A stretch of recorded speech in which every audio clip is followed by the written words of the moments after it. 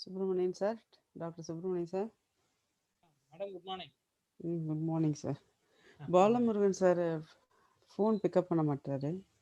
அப்படிங்களா? ட்ரை பண்ணிட்டு இருக்கேன். கொஞ்சம் நெட்வொர்க் இஷ்யூனால கொஞ்சம் லேட் ஆயிடுச்சு. எனக்கு வைஃபை ஒர்க் ஆகல. Okay madam. நான் மொபைல் டேட்டால தான் பண்ணியிருக்கேன். அவருக்கு ஃபோன் பண்ணேன், ஃபோன் அவர் எடுக்கல. ஒருவேளை அவர் ட்ரை பண்ணிட்டு இருக்காரோ என்னவோ மேடம். நீங்க கொஞ்சம் நேம் வந்ததுன்னா பாருங்க. சரி, ஓகே மேடம். ஹோஸ்டா அவங்கள மாத்துறேன். ஓகே, அவர் ஆட் பண்ணிருங்க. ஓகே, நான் பார்த்துட்டு இருக்கேன்.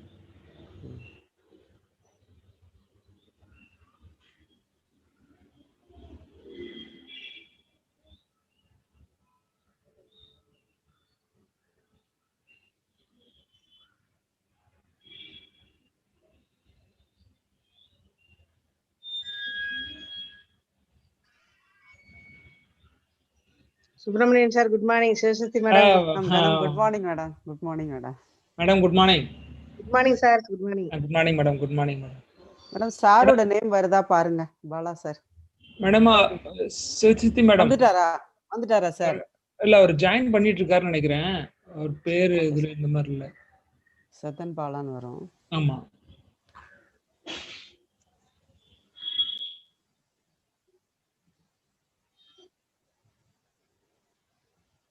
வரட்டு பாருங்க.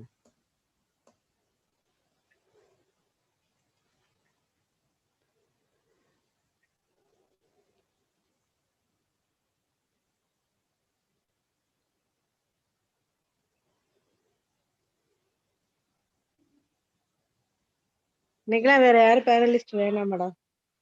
Okay ma'am. அவரே கேட்கல, அவங்க கேட்டாங்க, அதனால கொடுத்தோம். நேற்று பேனல்ல வந்து யாரோ குழந்தைய அழுக விட்டுட்டே இருந்தாங்க. ஆமா, சவுண்ட் கொடுத்துட்டு. எனக்கு மார்னிங் வைஃபை ஒர்க் ஆகல மேடம், திடீர்னு இப்போ 9:30ல இருந்து. இப்ப கரெக்ட் ஆயிடுச்சா? ஆன்ல இருக்குது. இல்ல, இப்போ மொபைல் டேட்டால வந்திருக்கேன், பண்ணிருக்கேன். ரெண்டுமே ரெடியாக தான் இருந்தேன். ஃபோன் மூலம் கனெக்ஷன் பண்ணியிருக்கேன். சரி சரி சரி.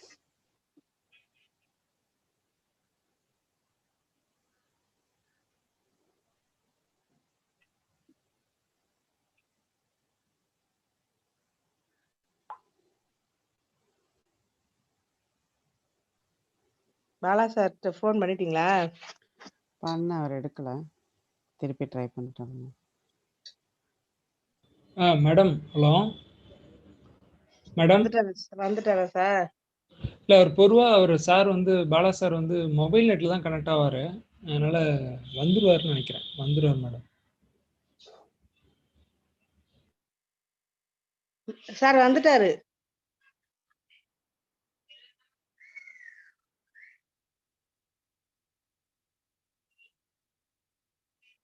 சார் வந்துட்டாரு. மேடம், சார் வந்துட்டாங்க. பாலா சார் வந்துட்டாங்க. ஆட் பண்ணிட்டேன். Okay okay okay.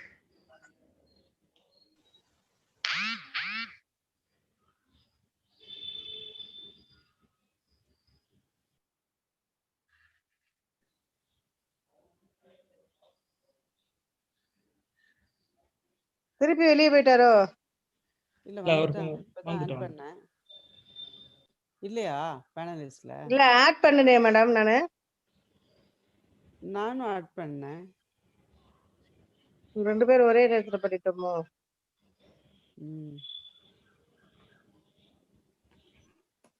இல்லையே, இப்ப லிஸ்ட்ல இல்ல. இருங்க, நான் ஆட் பண்றேன். இருங்க, வந்துட்டாரு. நான் ஆட் பண்ணிட்டேன் ma'am.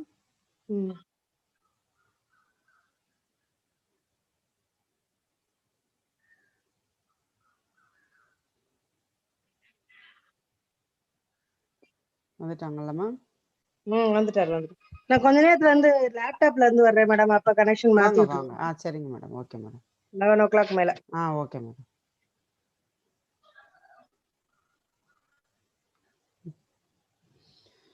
Balamurugan sir, good morning. Good morning. Good morning Balamurugan sir, good morning. Good morning doctor Subramanian. Okay. Bala sir, good morning. Good morning to all.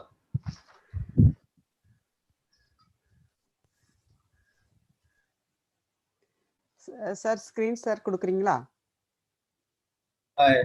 கொடுக்குறேங்க.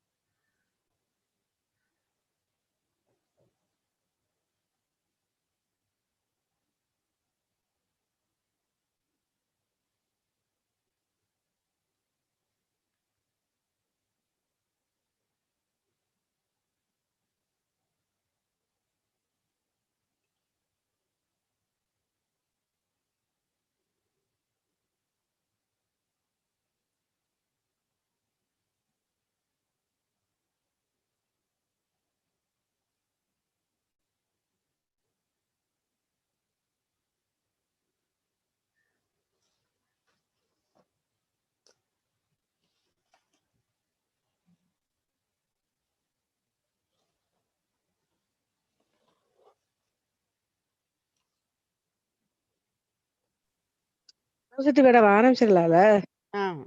இருங்க மேம், ஒரே நிமிஷம்.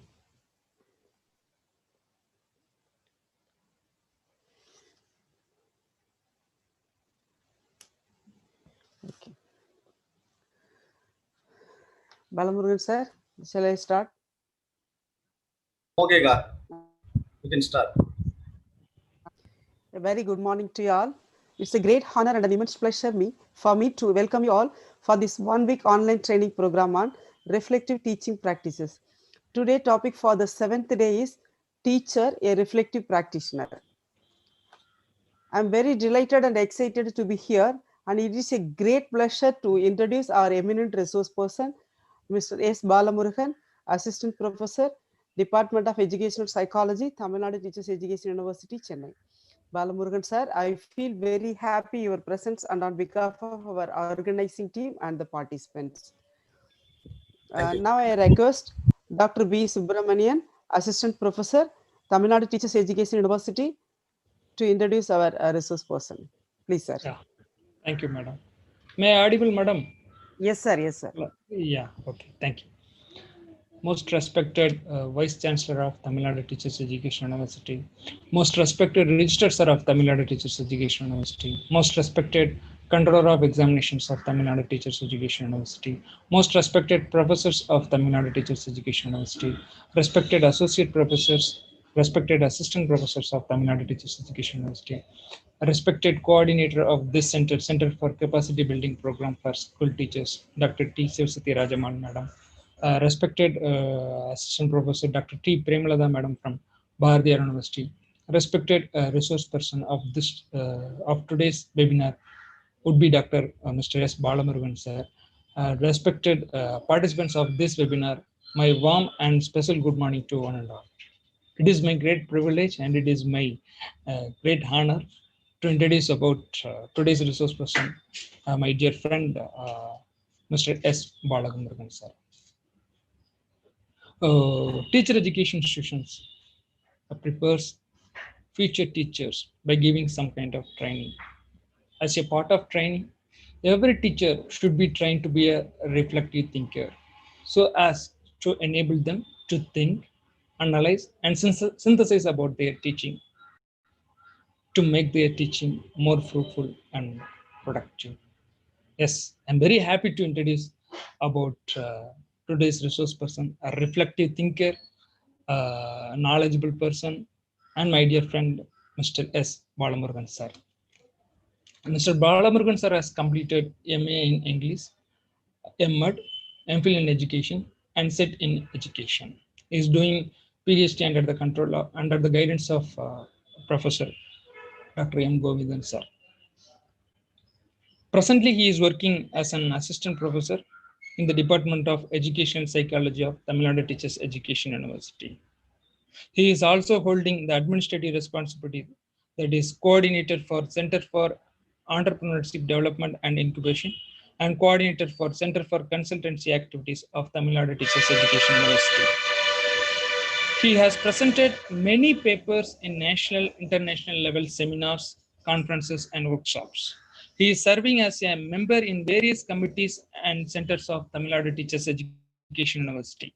He has presented modules for various subjects for the syllabus prescribed by Tamil Nadu Teachers Education University. During this lockdown period, he has organized many national level webinars for the benefit of stakeholders. He has published good number of research articles in reputed journals. He has delivered many lectures in national level and international level seminars, conferences, workshops, and webinars. He is an active member of this center, the Center for Capacity Building Program for School Teachers of Tamil Nadu Teachers Education University. He is having a commanding power. He is having a commanding power over the language he is using. Thus, he is having good communication skills. And on behalf of Tamil Nadu Teachers Education University, on behalf of the Center for Capacity Building Programs for School Teachers, on my own behalf, we wholeheartedly welcome you, sir. And we were privileged to have an opportunity to listen to him in the Wednesday morning. We are eagerly waiting for your reflection. Thank you. Over to the host.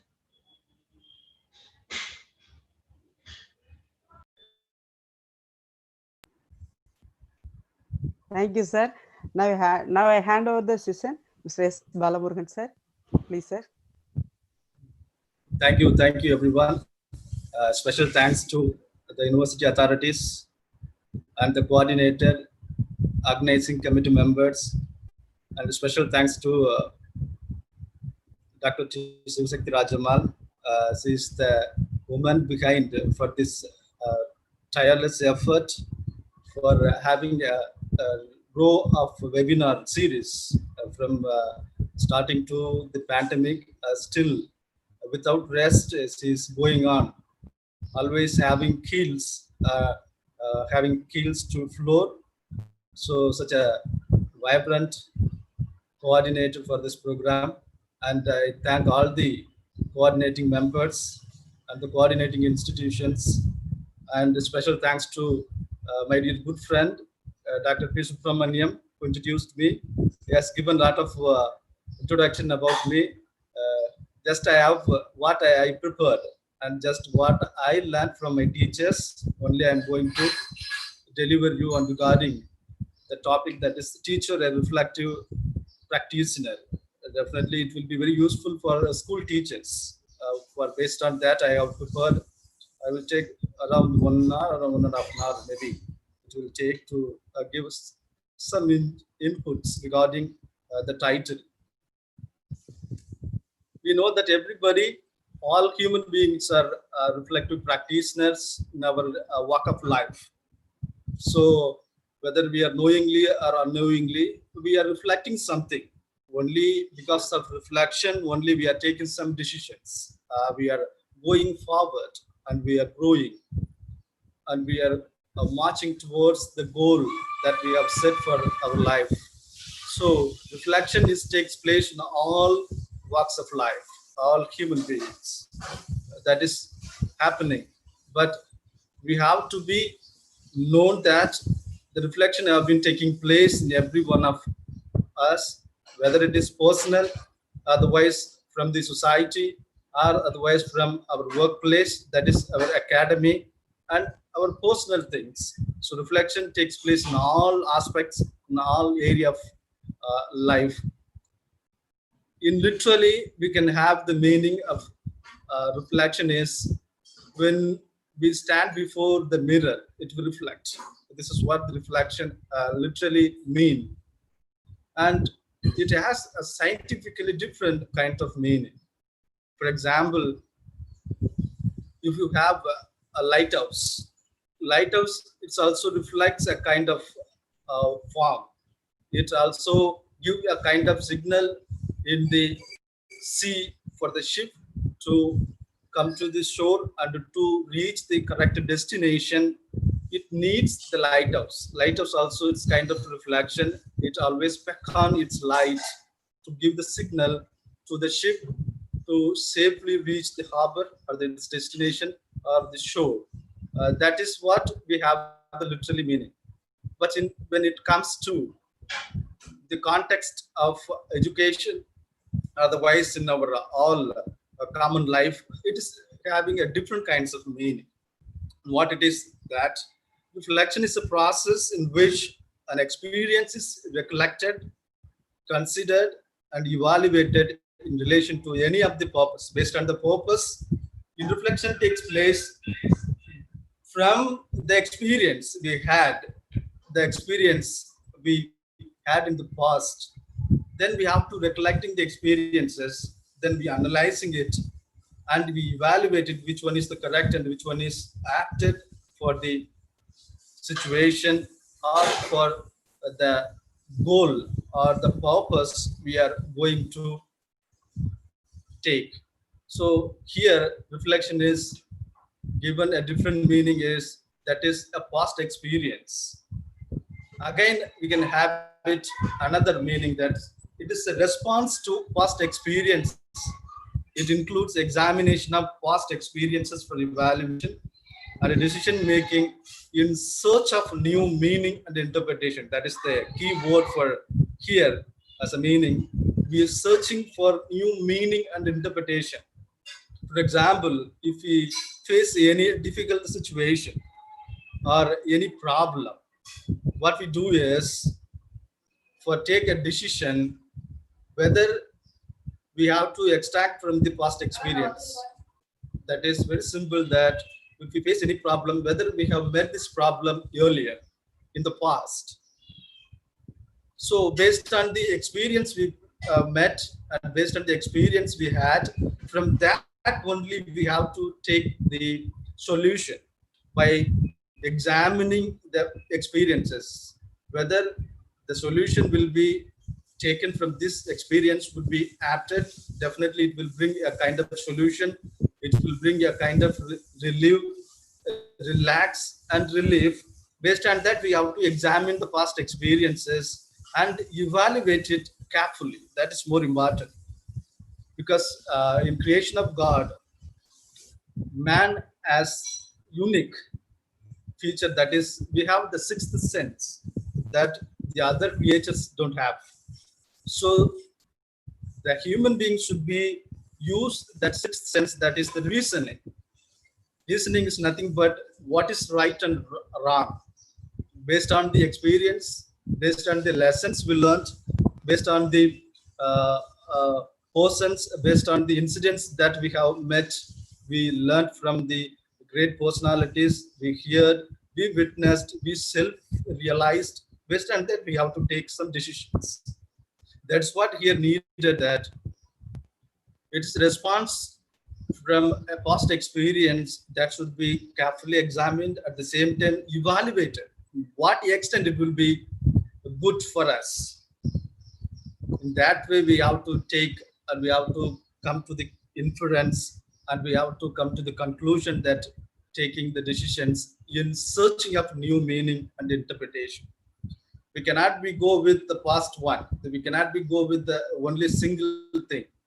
In course of time, it will be bored. In course of time, it will be invalid, because changes are eternal. Changes will be taking place in always, in everywhere, in every aspect, in every day, every moment. The changes are eternal. If you look back your old days, what you are now is different. When you think about or you retrospect your experiences, your school days, your childhood days, whether the present condition is applicable to the past experiences.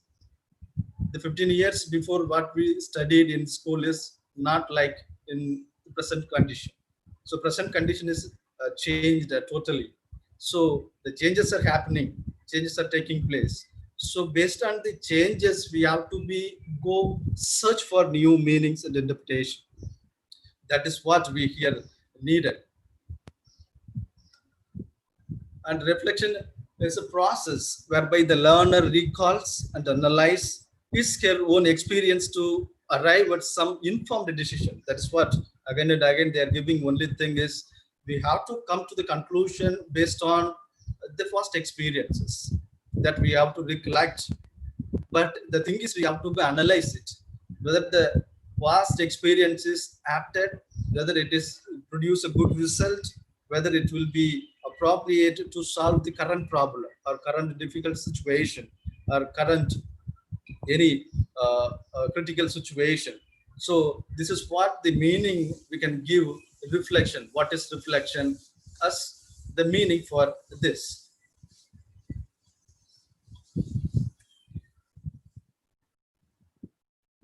And the second, what is the definition of reflection? We can, there are a lot of educationists and intellectuals, philosophers. They have given a definition for this.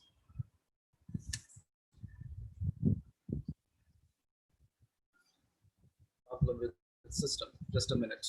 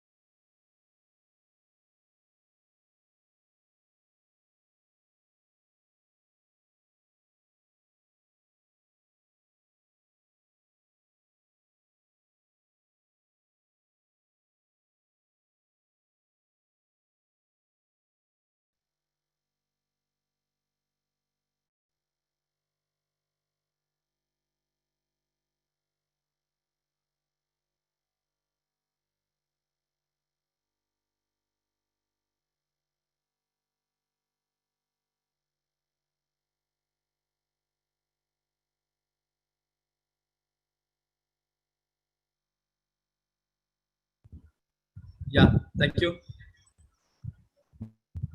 We can go for reflection definitions. There are some intellectuals and philosophers, educationists. They have formulated a lot of ideas and models. Here they have given a beautiful definition for reflection. One of them is that is about now and water.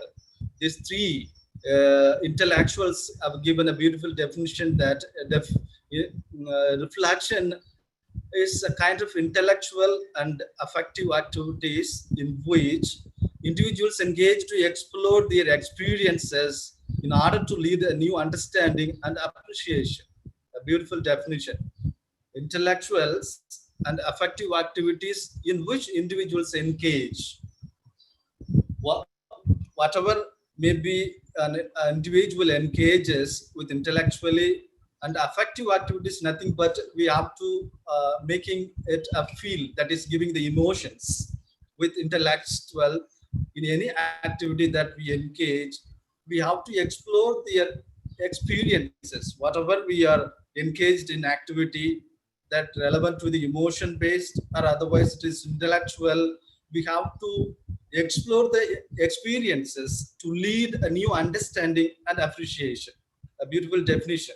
So we need, the thing is, again and again they re-emphasizing that is the experiences are very key factors playing the reflection. Only the experiences will Sir? lead us. Sir, Yes, clear. yes. No, slide is not clear, sir. Not visible for letters.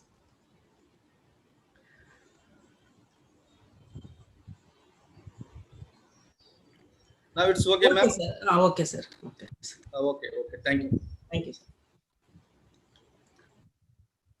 Whatever may be the reason for reflection, experiences are the key role. Without experience, we cannot learn. All the learnings, all the lessons we had in our life is from the experiences. Through experiences only, we have to know that what are the things we have to do as the right one, and what are the things we don't do that is the wrong one. That's why usually we have words from the elder people and the experts that experience is a good teacher for everyone. This will teach you what we need to face a lot of problems, that is rising unknowingly or without our hands. So that is that way, in that line, the experience are playing the key role. That's why the first definition given by the both Na and Walker, they have given very good definition for reflection. Now again, Reed in 1993, he has given a kind of perception from his point of view that reviewing an experience of practice in order to describe, analyze, evaluate, and so inform learning about practice. He has given a kind of a definition. More or less, all the definitions, all the meanings for reflection is same, but the way we perceive the reflection based on their own experiences, our own experiences will slightly differ. Here, whatever the experience we had, that should be reviewed. The practice of describe it, the experience, and that should be analyzed. Then the same thing should be evaluated to get a good result. That's what the so informed learning about practice. This is the way we have to be practice in reflection.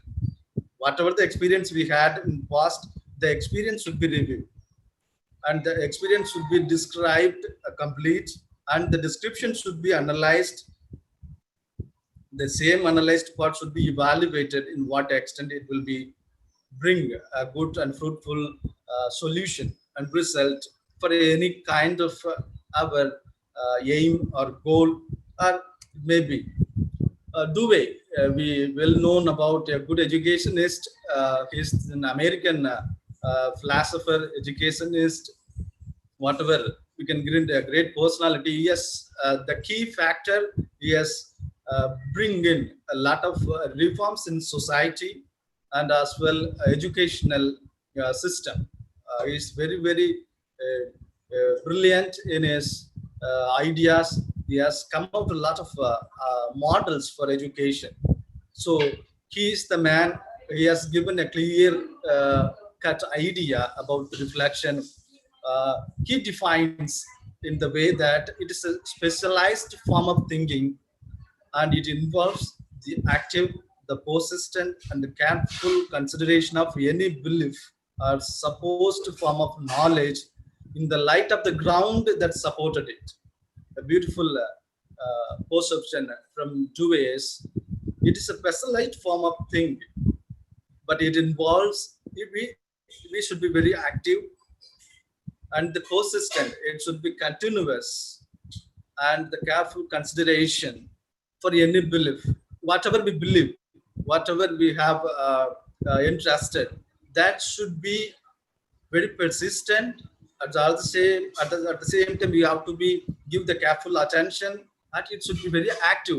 Active in the sense that is should be valid at present time. So that should not be outdated.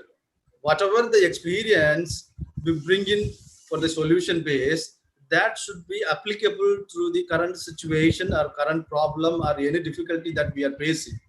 That should be valid, that should be applicable. So that should be taken for our reflection.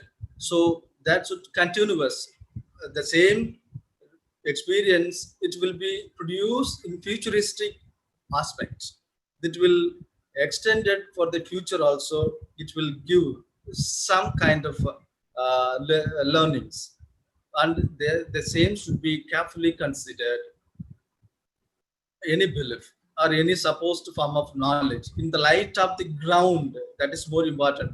The light of the ground that support it, whether it is applicable, whether it is relevant, whether it is pertinent to the goal or the intention for what that we have been taking it as a solution.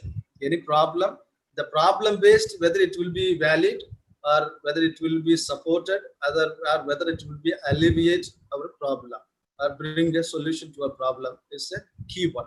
And again, he has given a 5-step process for reflection from his perception. That is, the first thing is posing questions. Yes, we have to put question. Question only make you think, make you explore, whatever the questions you are raising within you, otherwise from the outside or from the surroundings, questions will give you a kind of different reflective thinkings. So questions are very important. That's why we need that. We always have what, how, and why. Questions always make you think in different way, to think in divergent. That is very, very important. So he has put the posing questions in the first step. Second, that is hypothesis. Yes, we do not know whether whatever may be the problem, we cannot know the reasons. This will be the finite reason. This will be the correct reason. For that, we are facing the problem. So we have to be hypothesis. That is very tentative only. The reason for the problem, a reason for anything. So it is tentative one. That is something like an assumption only, based on the questions. Question in the sense here is nothing but we are finding the problem. Then we have to hypothesis in the sense, then what are the reasons may be caused? What are the reasons resulted for this problem? That is what, that is hypothesis. Then the hypothesis should be assessed based on the reasoning. The hypothesis should be a reasonable one. For example, if you have a fan in your home, the fan is not working, not functioning, there may be the reasons. The problem is the fan is not working. Then how will you frame the hypothesis? You do not know what will be the correct reason for not functioning the fan. But you can have a tentative solution that maybe the power cut, maybe the coil maybe being burnt, or maybe any wire cut, or maybe a switch problem. So these are the reasons we can hypothesis tentatively, but do not know whether what it is, the correct reason for not functioning the fan. So in that way, we have to be hypothesis. The reasoning in the same sense, we have to be applied. The hypothesis should be a meaningful one. That should be reasonable one with the problem that we have taking place, or where we are facing, or we are encountering. The reasoning is very much, the hypothesis should be relevant. That should be very meaningful. Then that should be, the hypothesis should be tested. Yes. Then what are the hypotheses we have sorted down as the reason for not functioning the, or not working the fan? We have to test it first, whether there is a power. Yeah, it's power. So no problem. Power is not the problem. Then we have to go for whether the fan is correct. That is, the fan coil is correct. There would be any damage.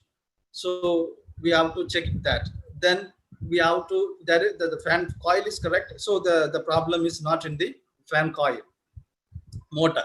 Then what will be the third one?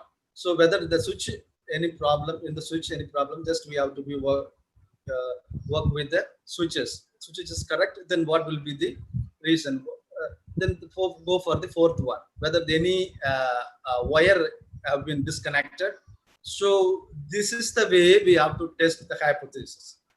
The reflective thinking is a process. It's not only a single step. The process in the sense, one by one, systematically go that. After testing that, we have to be suggest the solution. Yeah, if you tested all these sorted down hypothesis, we will come to the conclusion what is the problem. So once the power is disconnected, just we can replace the wire. Then if you replace the wire, it will be, the fan will automatically function and work. So this is the way we have to be approached. This is the way it's reflection. This is what we called research form. So this is a process in reflection.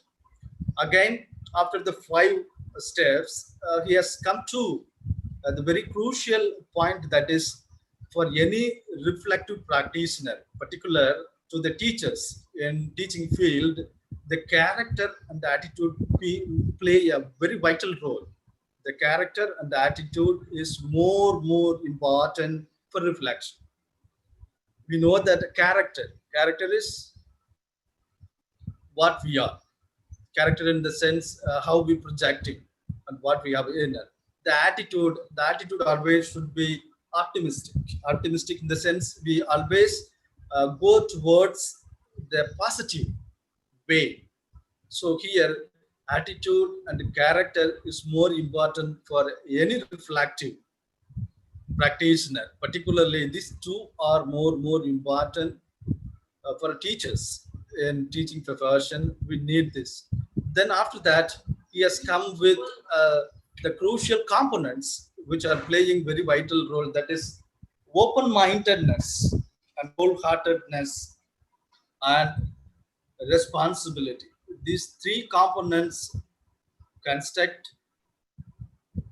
the terminology of reflective practice. Any individual, not only for the teachers, any individual, he wants to reflect in a correct way, he wants to reflect perfect, he wants to reflect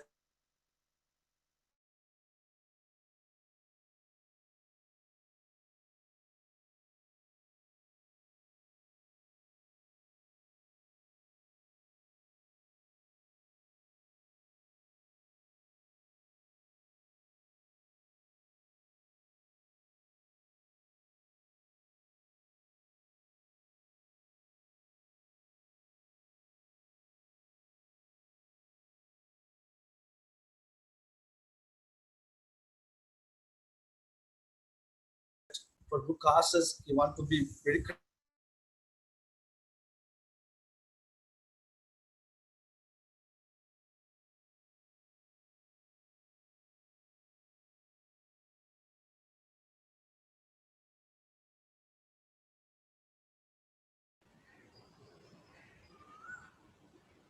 Sir, Balmurugan sir.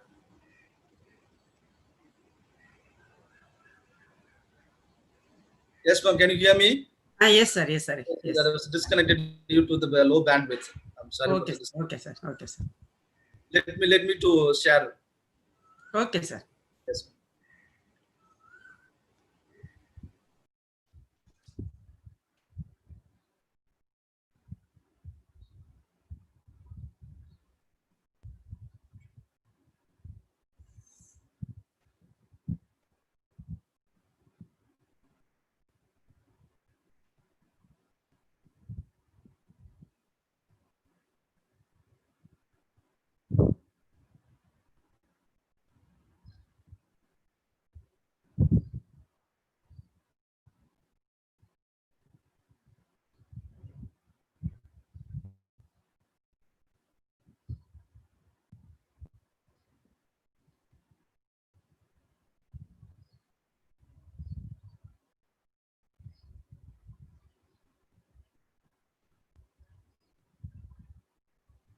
Yeah. Apologizing for a delay. That is some technical glitch. That's why it was disconnected. Yeah, we can continue that. Open-minded. That is open-minded. Usually advising somebody or someone who is very beloved. Usually the teachers will advise and give suggestions to the wards that you have to be always open-minded. There should not be any negativity. That is the thing. Whatever maybe comes to you, you have to be accepted. That's the thing. Open-mindedness here is you have to be ready to accept the comments. You have to ready to accept the modifications, whatever that you need, whatever that you have been provided. That is more important. Very simple that you have to be open-minded. Then the wholeheartedness, the nothing but the sincerity and the conviction towards what you believe. You should be very stubborn. You should be very steadfast. You should be very strong. The belief what you have. That's what you have to be very sincere towards your belief. Very sincere, very conviction. Conviction in the sense you should be very stick on with the belief that you have to overcome the uncertainty or any other critical problem or issue or the situation. You need this kind of wholeheartedness. Nothing, very simple. If you want to say in two few words, that is, you should be very sincere and devoted to the belief that you have stick with, that you have interest. That is what the second point we needed: open-minded and wholeheartedness. Then the responsibility. This is much needed for everyone. Only the people who have the responsible, who are winning the hearts of many, who are eventually will be the successful one. So responsibility is more important. The people who have always with open-minded and wholeheartedness will come forward to take and share the responsibility. They only realize what is the real importance of responsibility. Here, responsibility is nothing but the desire to actively search for the truth. That's what we are responsible. If you face any problem, we have to be involved with that problem in searching the truth behind it to find the solution for any problem. But most of the cases we are lacking any one of the quality that people who want to be a lead in front. These three is must for all the leaders. In particular, irrespective of any graded teacher, teachers need these three are much essential to be a teacher, to be a practitioner, to be a facilitator. So these things project to you what kind of personality. We are witnessing that because we being a teachers, we witnessing that in, for example, if we take a school, only a few teachers have been appreciated, admired, and celebrated by the students. The rest of the teachers are not in that position. The reason is they are not fit to the teaching. But the thing is, they are lacking their open-mindedness. They are lacking their wholeheartedness. They are lacking in their responsibility. If you have these three all together with the character and attitude, definitely you will be celebrated. You will be admired. You will be taken to the higher level. You will automatically get the respect. In modern days, especially what we are having in school condition, the government is bringing a new law and regulations, rules. We never ask anything. We never restrict the students. We never punish the students. But the way we should know for alternative one, if we cannot teach something with so-called, we cannot implement some corporal punishments for the students to learn. But what is the alternative thing? We should be love the students. So they also be in vice versa. They also love the teacher. In that way, we have to be modify our rapport between students and with our colleagues also. So here, these 3 points are more essential for doing reflection on reflection and reflective practitioners.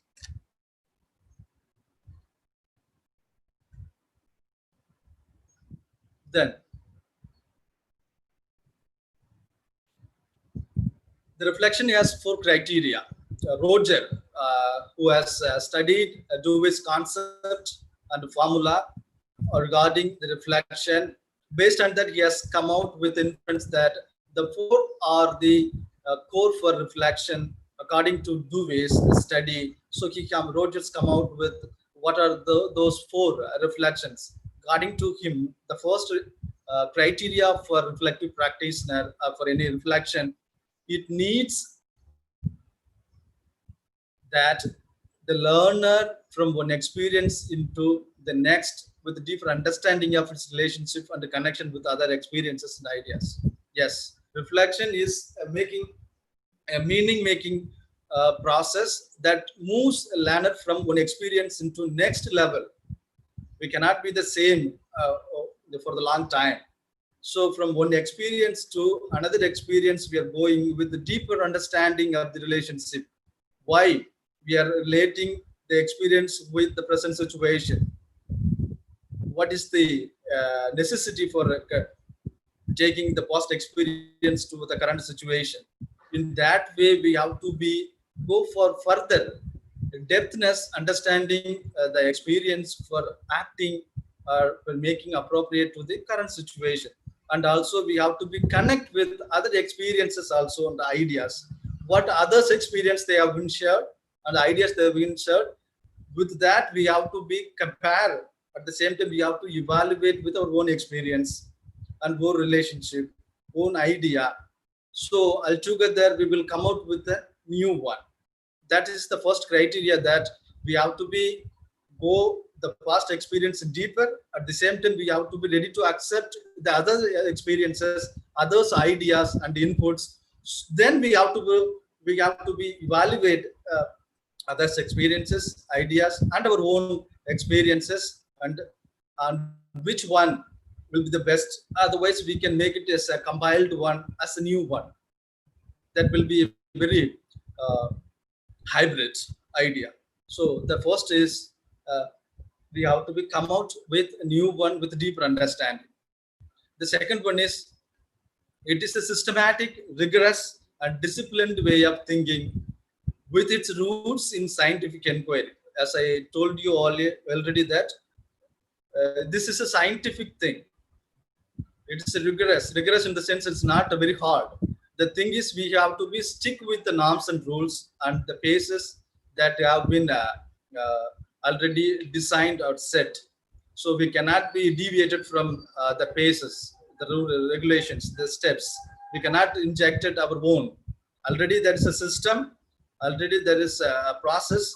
Based on that, we have to be take forward and take move with a correct systematic way and without deviating the disciplined way of thinking. Its roots in scientific inquiry. Yes, scientific inquiry needs a lot of experiments. It you have to be past a lot of scientific process. For example, if you take corona pandemic, around all the nations are very busy with finding or coming out with the vaccine for corona. But it was started 2019, I think November, December onwards, it has started to spread. Now it has almost spread all over the nations across the globe. But still we are working towards, still we are working round the clock for the vaccine. But yet to we have come to the final stage. So why I'm telling this is any scientific process, it will take time. It will have to be finished the phases. Russia have announced that we have found the vaccine for corona. But when it asked about the evidences and the test materials that they have implemented, they have carried out in their country, there is no response. So there is a committee, there is an organization which is heading, which is deciding factor, that the WHO, that should have to be give the final call. They have to be given the final approval to take it to the large extent. So in that way, scientific research needs a lot of phases. That should be fast, that should be successful for every phase and phase. Still we are in the second phase only for corona vaccine. Even in India also in the race, but we are in the second stage only. The Oxford University, that is the only interested thing, they have coming the process one by one as per the guidelines of the WHO. They are very close. Definitely, we can expect that in 2 or 3 months, 2 or 3 or beginning of 2021, we can get the vaccine for corona. So that is the way we have to be needed as a scientific inquiry. There should not be any relaxation. We should not breach the regulations, the basis that we needed, the same applicable to reflection also.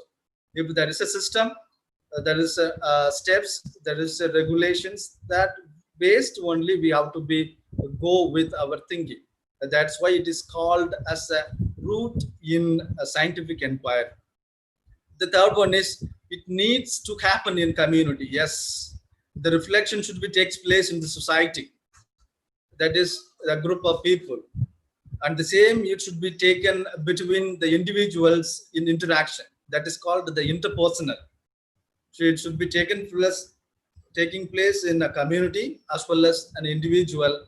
So reflection, these two for crucial for taking the reflection, community as well as individual. We need this reflection. Then it requires the attitude. Yes, attitude character is most important for reflective.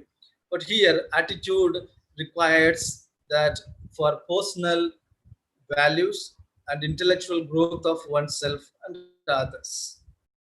It requires attitude that should evaluate and value the personal in the sense what an individual have. Every individual is unique in their thinking, in their way of approach, in their way of attitude. Definitely all are unique, not alike. So we should evaluate personal as well as the intellectual growth of an individual as well with others. So this is also very, very important. These are the 4 criteria have been given based on the outcome and study or model of Dewey for the find of Rogers in 2002 has come out with this one. One man, he is well good educationist.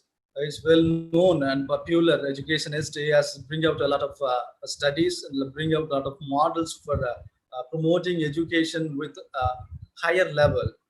He has come out 3 level of progression in reflection. He has after studying the reflection with his own point of view and all others ideas, he has come out with his own levels of reflection. The first one is he comes out with the technical, and the second one is he has given as practical, and the third one is critical. These 3 are essential for any progression of reflective level. What is technical? Technical is given nothing but the efficiency and effectiveness of the means used to achieve the objective. Nothing but if we want to implement anything or want to bring in any kind of objectives to achieve certain things. For example, if you take that the government always taking all the initiatives for the 100% enrollment in school education. That is the objective of state as well as the central governments. In Tamil Nadu, we are pretty well with the position that almost we have enrolled in schools 98%. But at the same time, you look at the North Indian states, they are still struggling to enroll the higher level students in school level. The same thing. Then what will be the means to enroll more students in school in line with the SDG, that is the Sustainable Development Goals by the UNESCO? It has given equitable education to all children. Otherwise, at primary level, that should be universalization of education. That's what the new education policy also talks about with new initiatives. Here, the efficiency and effectiveness. What the governments, they have achieved a very good result in enrolling the students. For example, if you take the government, Tamil Nadu government, the Tamil Nadu government is giving free education as well as giving all the dress, their chapels, and giving all kind of free to enrolling the students to education in school level. That's why we have reached, Tamil Nadu has reached 98% in enrollment of schools. So the government takes the objectives to reach. The means is it is providing free education. It provides the books, free books. It provides free meals. It provides free uniforms. It provides free chapels. Everything have been provided at free of cost. So there is no need to spend from the parent side. So the enrollment ratio have been increased. That is the way we have to underline the word is the means. Means is nothing but the ways, the pathway we are reaching the objectives. That should be very effective and efficient. That's why the Tamil Nadu has reached a very good result in achieving the enrollment ratio in school education. And then the effective application of skills and technical knowledge in the classroom. For this comes to teaching. The effective application of skills, whatever we are having the skill, that should be applied with the effectiveness. Then what is effective? It should produce a kind of a very good result in positive way. In the skills along with technical knowledge in the classroom, the teacher employs and teacher applies, definitely the teaching will bring a very good result.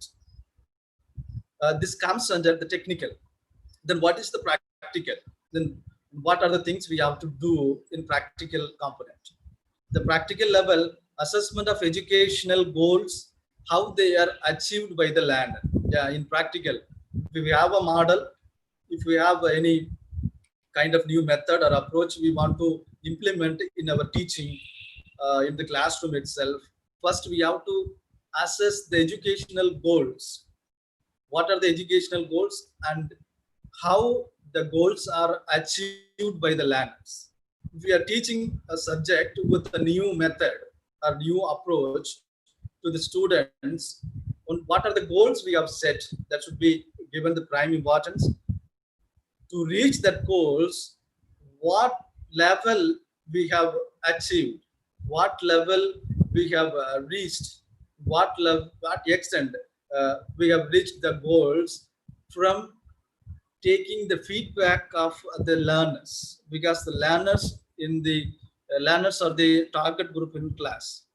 Whatever we are want to implement new method or approach in the classroom itself, the achievement may be whether it is reached or it is moderate or whether it is should be improved, or the approach is not well, we have to be remodulate or reconstruct. That should be learned from the learner's point of view, how the students are responding, how the students are giving credit, the new way of teaching, new way of approach, new way of method. Based on that, we have to be come to conclusion whether the achievement have been taken place, the goals are reached or achieved. Then practical level, the assumptions underlying a specific classroom practice as well as the consequence of that practice on student learning.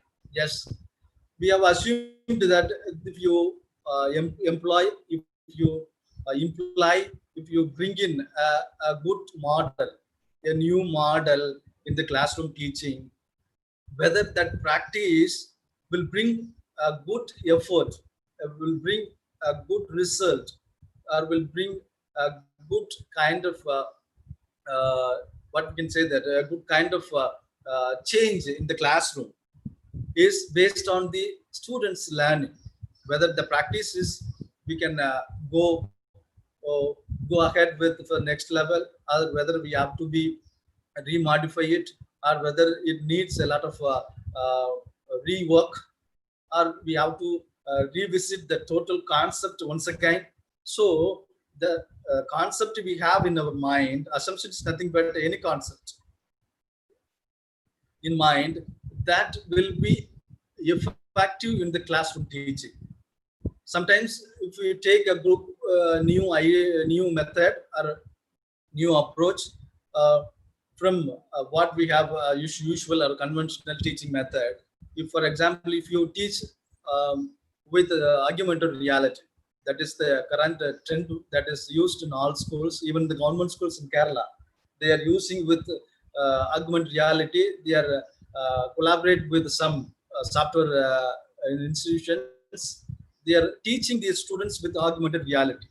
In augmented reality, whatever we're teaching, we can bring it as it is a reality one.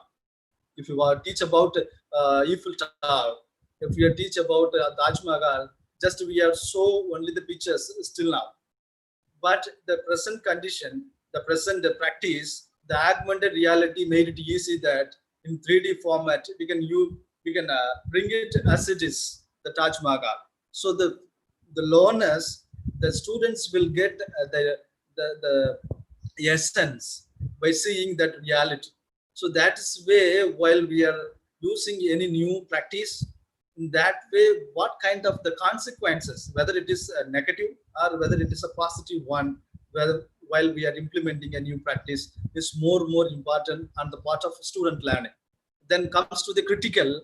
This is critical in the sense we are getting the inputs, whether the educational goals we have set are worthy in the sense whether it is relevant to the aim and objectives. Then questioning the moral and ethical dimension of decisions made by connections between situations in social, political, and economic. This is the very crucial thing. Most of us, the teachers, we are lacking. Want to be frank that we are failed to take into account that the social, political, and economical status in the classroom. We are teaching the same way and same way and the same approach to all the students in a classroom. For example, if there are 50 students in a classroom, we are teaching the 50 students with the same method without giving any differences to reach the students. We know very well that the students will be in different levels. Some people, they have very good level. They have really the up level. That's they have very brilliant. Then another type of group people and students will be in the moderate, and some students, they will be average. So the teaching should be included all these three categories. It should not be teacher centered. The teacher centered, it will be only the teacher what they want to deliver, what they want to teach, what the teacher wants to teach only will be delivered to the students. They do not bother about the students' level. They do not bother about at any cost, anytime. They do not bother. The thing is, they have to be covered the syllabus. They have to be complete their subject as much as possible. They have to be what prepared. They just give it, throw it out to the students, but not like that. That's what now the present syllabus and the curriculum is student centered. Whatever we teach, that should be centered with relevant with the students' capacity. The capacity in the sense that should be social based, that should be political based, and that should be economic. Yeah. For example, we can take this pandemic, this corona pandemic. Still, the UNESCO is warning that still we are closed the schools from month of March to now we are entering to September. Around 6 months, we closed the school for this pandemic. This will result, there will be a wide gap between two sections of students. One is the people who are studying in private school. Another one is the people who are studying in the government schools. Still, there are no alternative ways have been found for these students who are studying in government schools. Still, there are people, they still don't have any accessibility to education. Even some of the schools, they are taking efforts to go with online, but the situation is not that much easy. For government schools, you know very well that the people who are very poor, their parents' income is very low. An additional burden for them, the parents don't have the employment. They don't have any job to earn. That it is very tough for them to earn for their daily needs. In this kind of situation, how can they cope up with this kind of pandemic?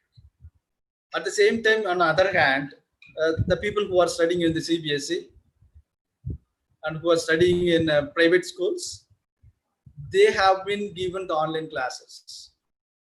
So if a group of people have been given online classes, on another hand, there is no chance for giving any kind of education due to this pandemic, the gap is widening more.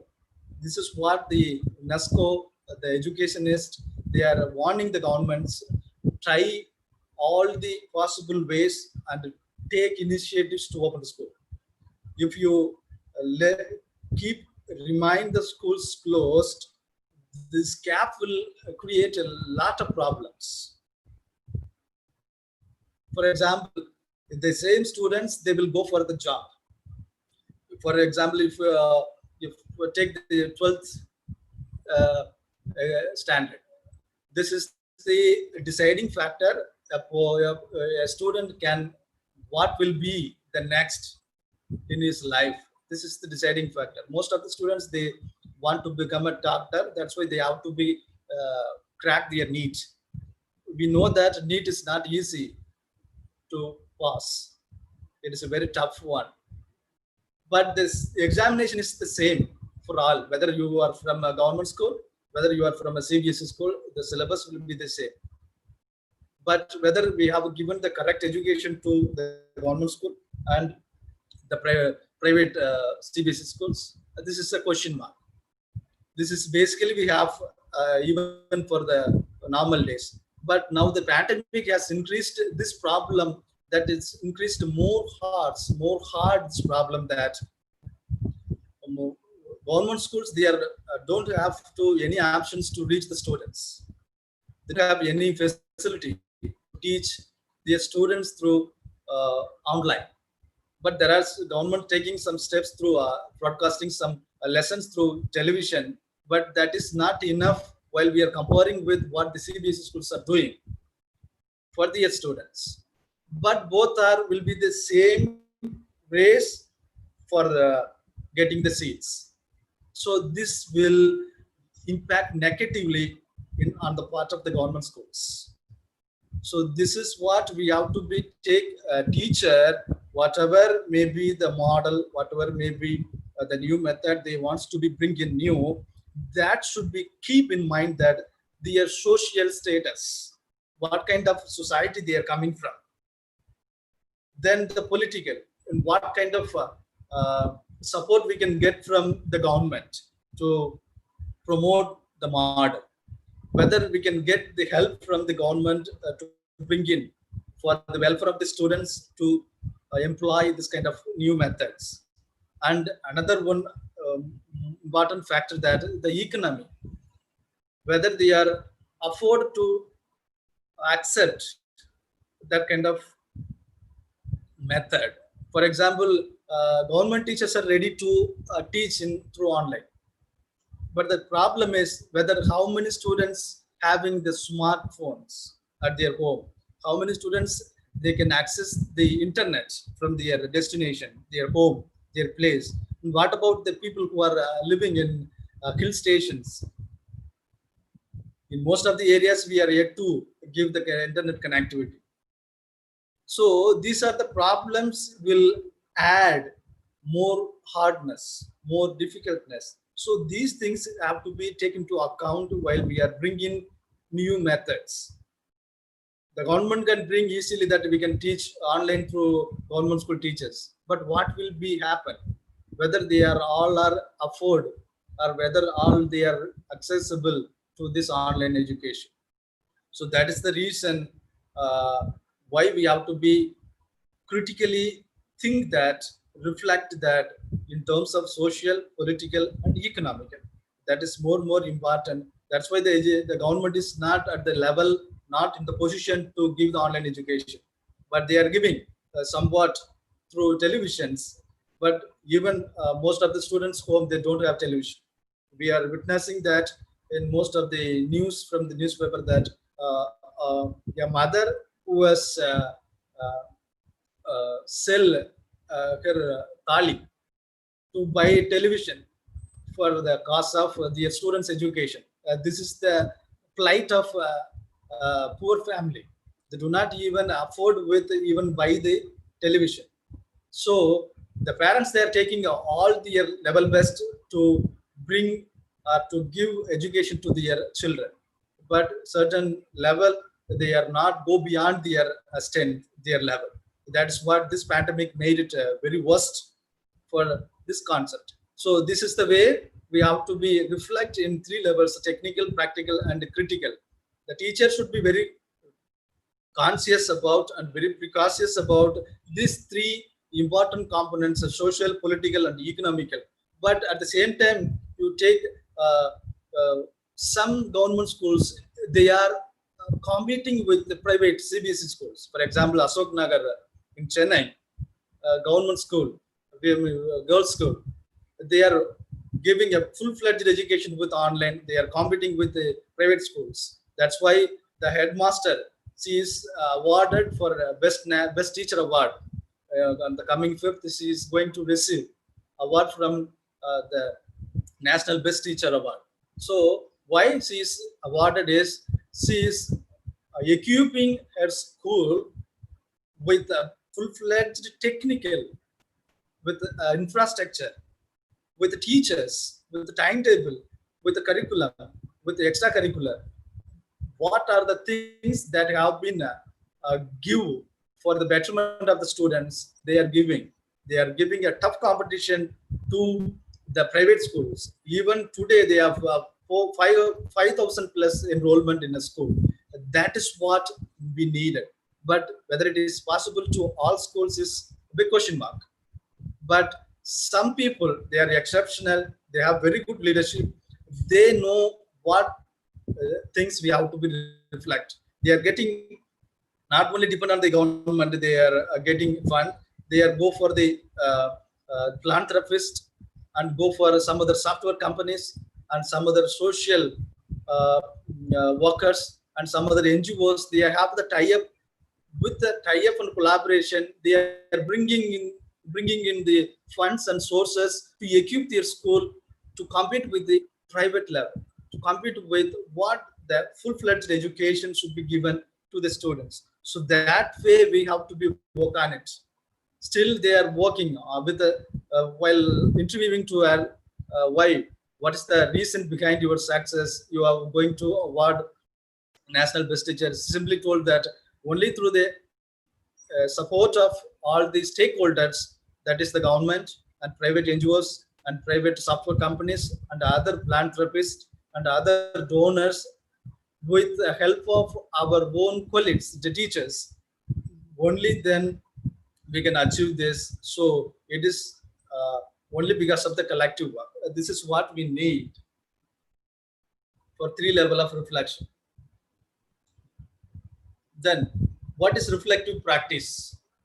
This is derived by Donald Shawn in 1987, the concept of reflective practice from the term that is reflective thinking. The reflective thinking have been coined to reflective practice.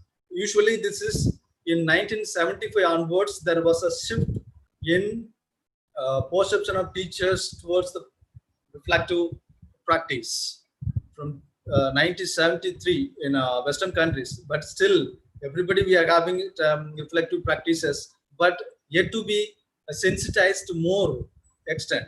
Most of the teachers yet to be given a very clear-cut idea about this reflective practices. They are doing unknowingly, but once we have given a very crystal clear idea and the input about this reflective practice, they will work on it. Definitely they will come out with a very good result. So the classroom will be good, as well as the campus of the school will be good. Really the product of that school, the students, they will come out for higher education, for the work. Definitely they also will be good. Totally it will be better for beneficial for the nation also. So Donald Shawn 1987 introduced the concept reflective process. Just he derived it from the reflective thinking. What he says about his reflective practice is, this reflective practice involves thoughtfully considering one's own experience and applying knowledge to practice while being coached by professionals in a discipline. That is the word we have to be given, focused. It involves thoughtfully considering one's own experience in applying knowledge. With the experience, we have to apply the knowledge that we have learned while we are practicing it with the trained by professionals in the discipline. This is fully relevant to the teacher education institutions, because the teachers produced by the teacher education. The teacher education should give a more emphasis on that. It should train up the professionals in a discipline, their past experience, and let them to apply their own knowledge to practice newly. This is what here he has given. The experience should be applied with knowledge, with the training.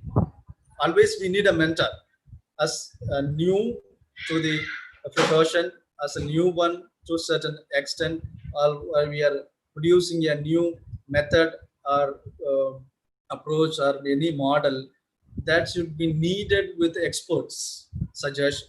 Only it will be very easy because they have very good experience. Already they have some expertise in that area. So while they are giving some inputs, based on that we can train up them. Definitely the experience with the knowledge definitely will bring a fruitful result and it will be a positive impact on students' learning. Then further he has given a reflection that it encompasses 3 different modes of reflection. That this is what the very important portion of this reflective practice. First one is reflection on action. Second one is reflection in action, and he has categorized that one is reflection for action. These are the 3 are core for any reflective practice. Reflection on action, that is taking place while we are implementing any practice, any model, any idea in our class. Then reflection in action. Then what we have reflected, what we have taken as the steps for action. Whatever may be the model or method we have implemented newly, what we have to assess it, what will happen, what kind of result we have yielded. So that is second one. The reflection for action, that is getting inputs from the last level, how the other people reflect about their action. But here, according to Donald Schoen, he reflective practitioners reflect in and reflect on action only. The reflection on action, reflection in action is more important rather reflection for action. The first 2, reflection on action, reflection in action, on and in action are more crucial than when comparing with reflection for action.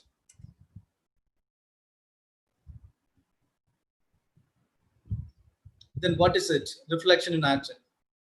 Reflection in action, nothing but it refers to the process of decision making by teachers while actively engaging teaching. That's while we are doing some action, in the sense that while we are implementing certain new ideas, certain kind of new thoughts, new theories, new formulas, new kind of method, approach, it should refers to the process of decision making.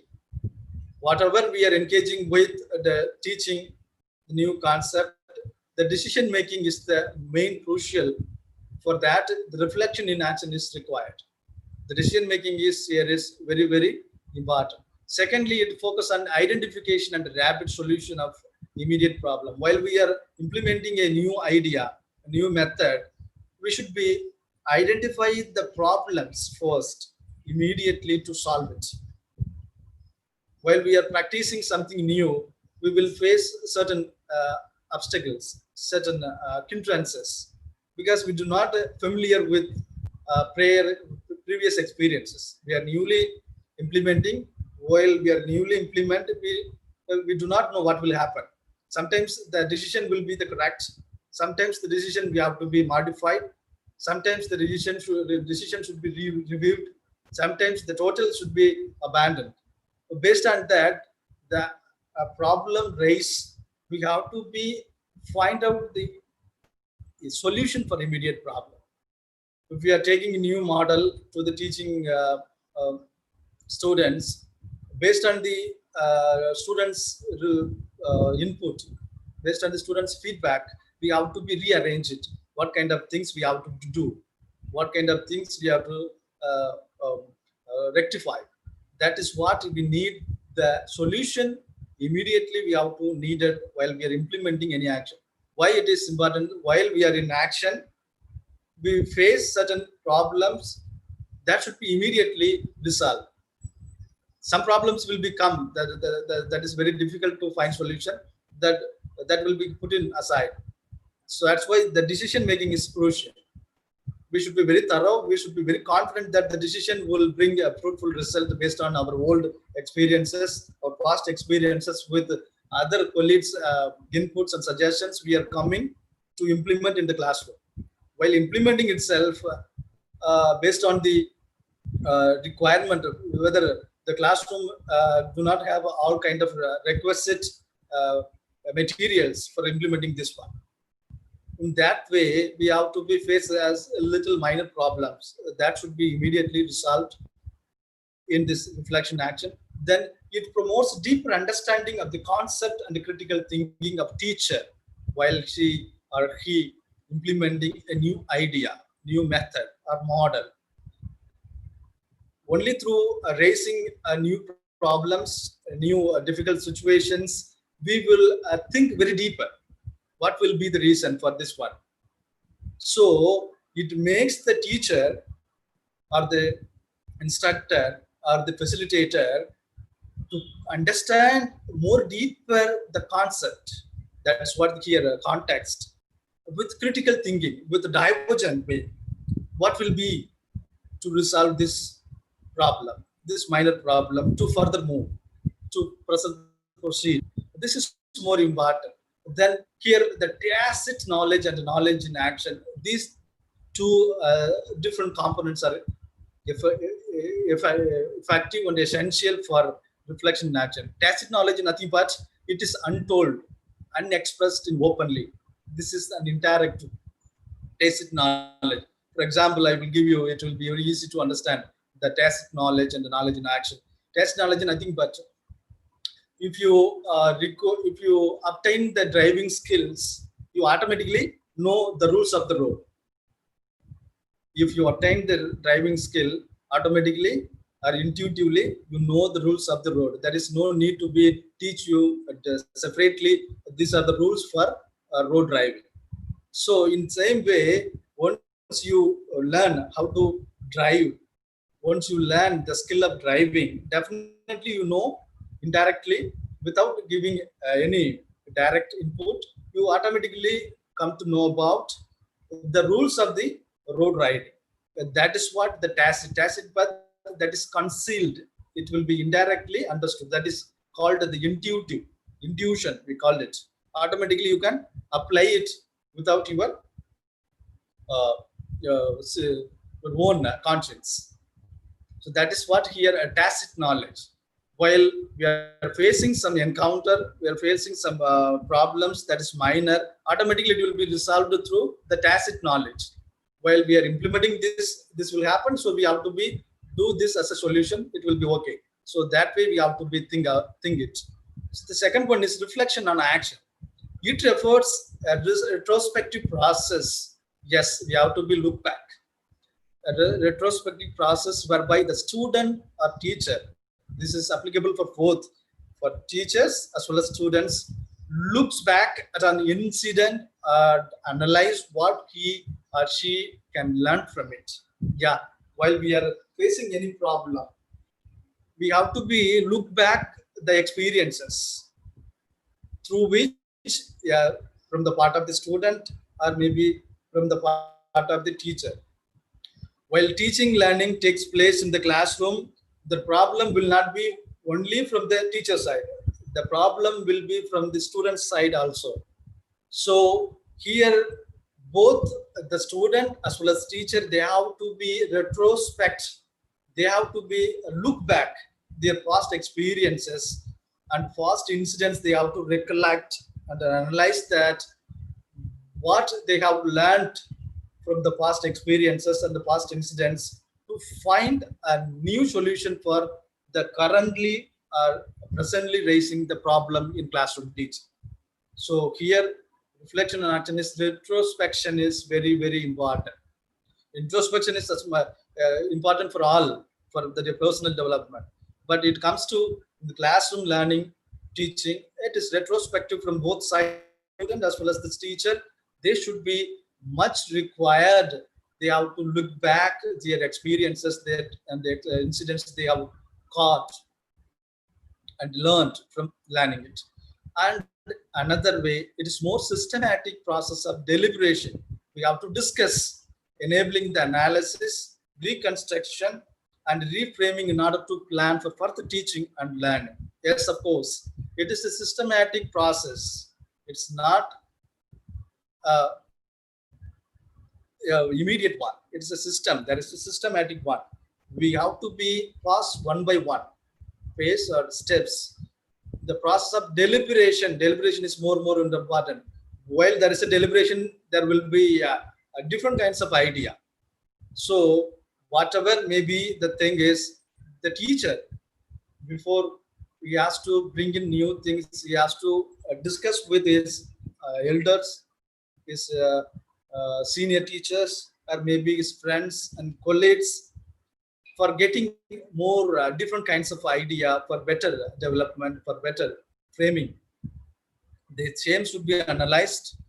If we want to some modification regarding that, by getting the idea from our colleagues and other experts, we can reconstruct it, for reframe it in order to plan further teaching and learning. Once we have taught with a new model, that model you are somewhat is not satisfied, or you want to be make it a more but a better way, or you want to be more improve that model, you can get enable, you can deliberate with your friends, that is colleagues. Then you can deliberate with experts. They are very expertise in that area of teaching. Other, you can go with the veterans. They are well experienced, highly experienced teachers are there, and the elders are there. With them, you can reconstruct for better.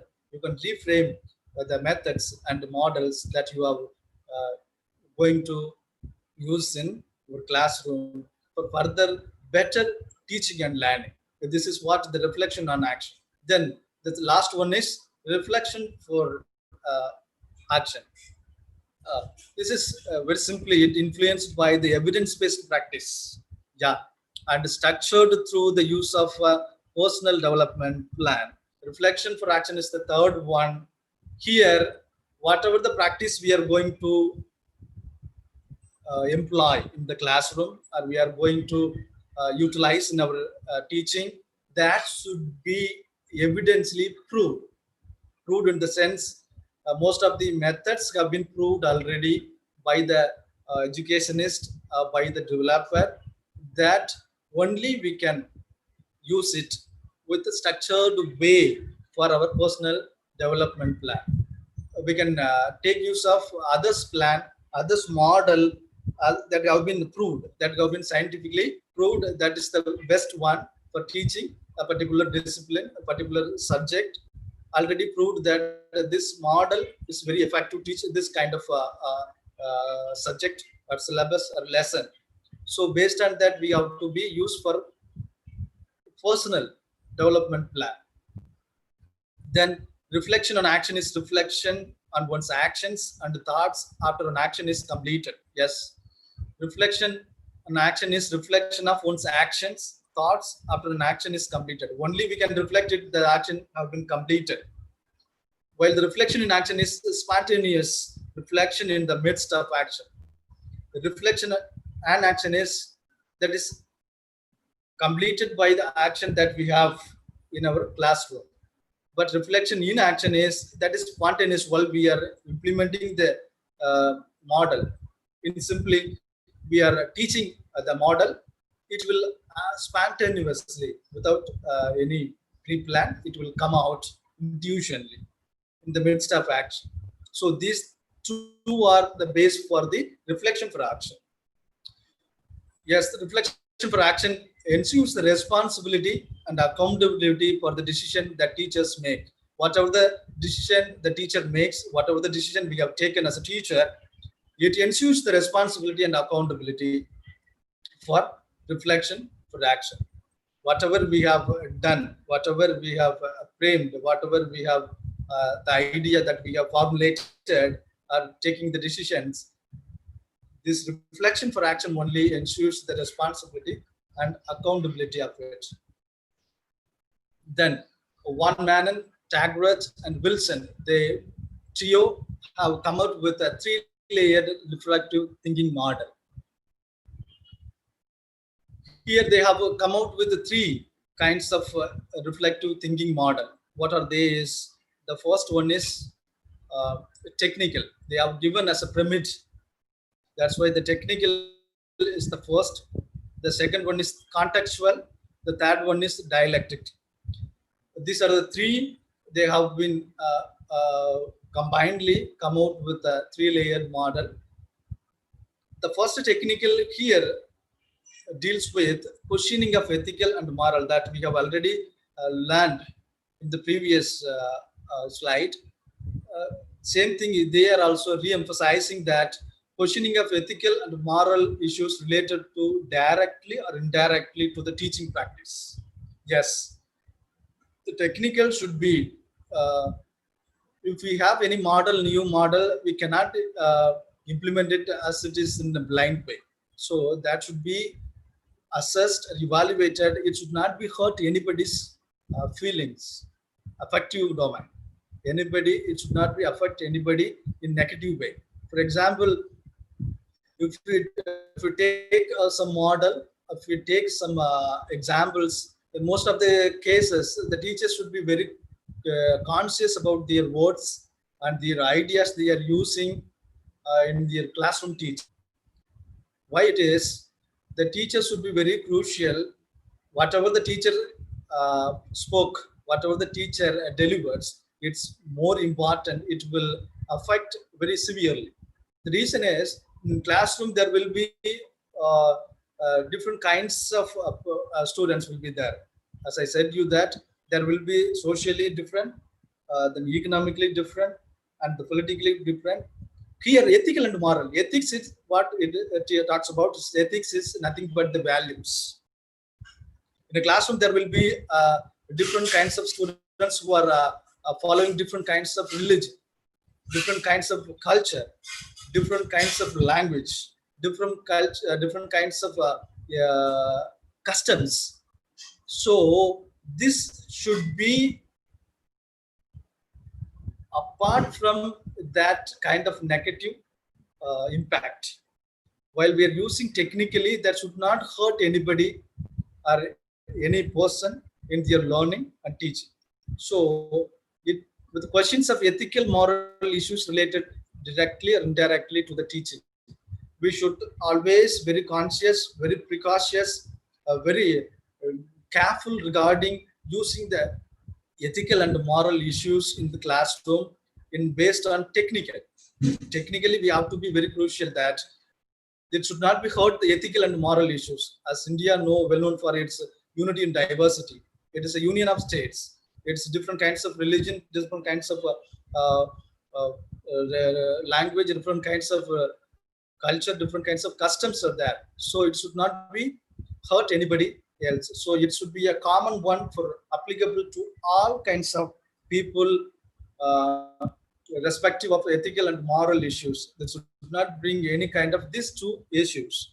Then technically, this model should be technically, it is the highest level of technical, it's the highest level of reflection that helps the practitioner to make informed choices and view events with open-mindedness. Yes, it should not be bias.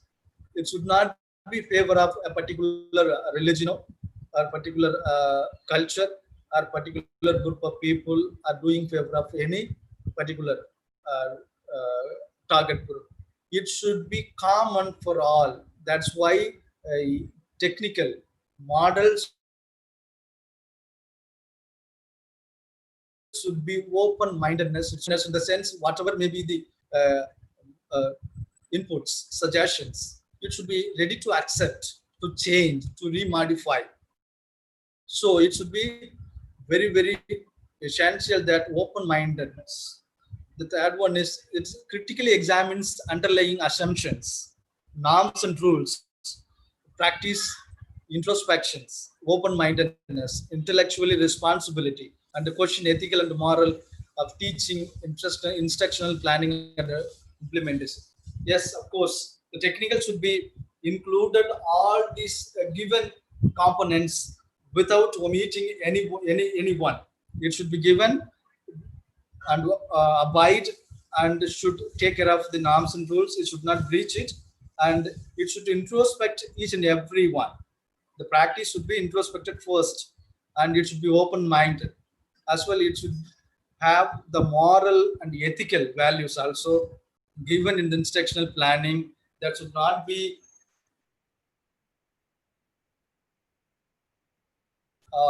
deviated. That should not be at any time we are for the technical model. Then second one is comes to the contextual. The contextual is, we know that it is purely the concept, it purely the idea or theory or whatever it may be the discipline it needs, it requires. It involves reflection regarding the underlying assumption and predisposition in classroom practice. Assumptions in the sense we are framing a module or we are framing any new method with assumption only, because we have implemented it for getting the feedback and getting the outcomes. For newly we are implementing these models, we should be very crucial about the predisposition. Predisposition is nothing but we employing or we utilizing, we put in practicing the classroom practices. That should be very underlined assumptions. It should not be hurt anybody. The contextual component, the model. Then this contextual motivated, yes, the teachers motivated in second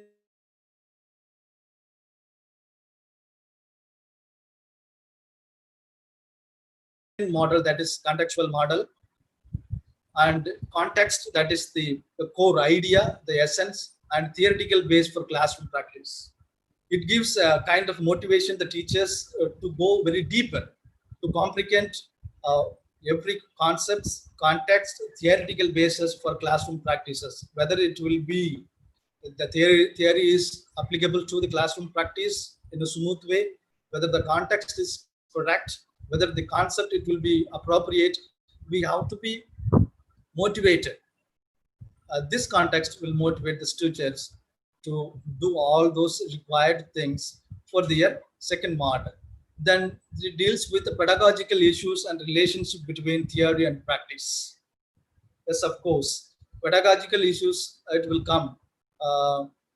Usually, while we are preparing the new syllabus, new syllabi, or new curriculum, we will don't have an experience previous that we have taught.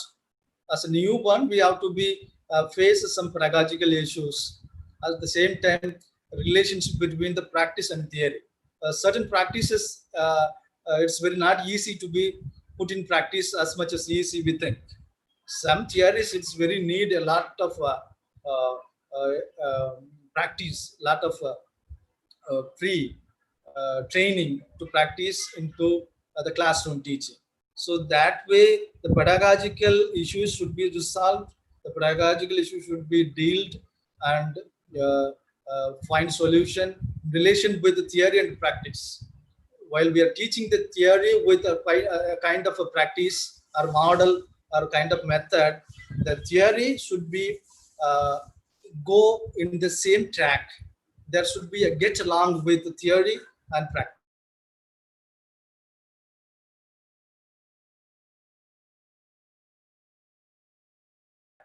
There should not be any contradiction while we are putting. Then this literally this kind of a language dialect. Here it involves educational knowledge and base of curriculum principles and approaches through how to questions. Yeah, this dialectic model questions with how to the educational knowledge will be beneficial to the students. In what base the curriculum principles will bring in a kind of fruitful outcome, fruitful result to the education or knowledge development of the students. This will be approached with a question of how to, in what extent, how, what way this educational knowledge and principles will be beneficial to the students. And as well, it also addresses the curriculum. instruction as well as the diagnostic and control issues through this mode of thinking. Furthermore, it analyzes, furthermore, it addresses the curriculum, instructional methods, as well as the diagnostic of control issues. Curriculum should be also addressed, and the instructional methods the teachers are going to adapt, as well as diagnosed whether there will be any problem will rise in between. That way we have to be diagnosed and at the same time control the issues through this mode of thinking. Dialectically thinking, we can easily control the classroom teaching, the curriculum, and we can boost the education outcome in a better and positive way for the students learning and teaching. These are the three-layer model have been developed as well as put in practice by, and these are the endorsed, and most of the countries they are following the reflective thinking model with these three trios, one minor and tablet and Wilson. This model is very familiar across the globe. Most of the European countries, they are following this kind of reflective model in their school teaching. Then, what are the techniques we can promote reflection? Yes, of course. According to Pollard, in 2005, we has given a kind of promoting techniques for reflective practices among teachers as well as the students. He described here as reflective thinking implies an active concern with the aims and the consequences as well as means and technical competence. Yes, according to him,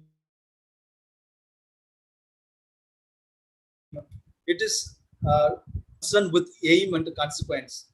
First, we have to be active with the aim, and based on the consequences, the means and technical competence should be adapted. While we are active with our aim, while we are going towards the aim, what based on the consequences, we have to be remodify or change the way means the way. That is what the main thing for promoting the reflection. We should be very open-minded to realign our mindset, as well as we have to be ready to accept the inputs, remodify, reframe, or restructured, whatever it may be, for the betterment of the teaching, learning, and students' education and positive influence. The second core objective of reflective practice is to develop reasoning among teachers. This is the more essential. Most of us, we are not very conscious. We are not very emphasized on reasoning. As being a teacher, we should be very much used our reasoning. Whether whatever the things or whatever the action we have done or going to implement, we should use first the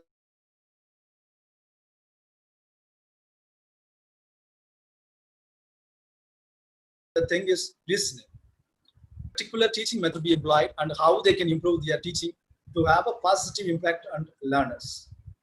This is what very crucial for the part of the teacher before we implement or before we rule out any kind of a model or any kind of a teaching method to teach a particular theory or a particular concept or construct or idea or whatever it may be, the new one that is we are going to teach with new methods.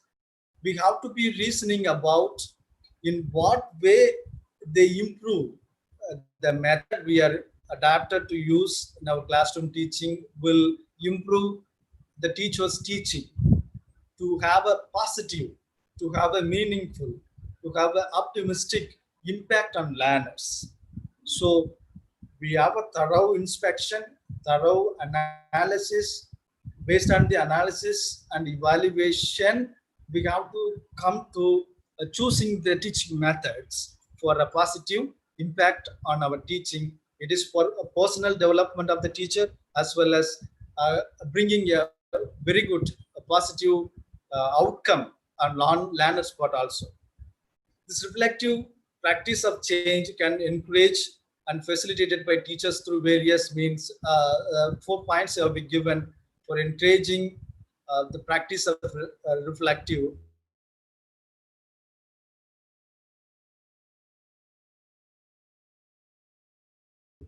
It is and aware his skills for learning he needed and required her teacher to become aware of his needs of learning. Second one is it after what kind of issues can be considered in the multiple way of perception, multiple way of viewing the issues for better solution. It offers a divergent thinking to the teachers, and also it facilitates teachers in finding useful experience. Yes, it facilitates teachers to find useful experience. By doing certain things only we can know about what is wrong and what is right. For that, the reflective thinking or reflective practice facilitates the teacher, helps the teacher in finding useful experiences. All experiences are not fruitful, all experiences are not positive, all experiences are not good for us. The experience, something will be have to be forget, something should be recollected, something it should be taken for further development.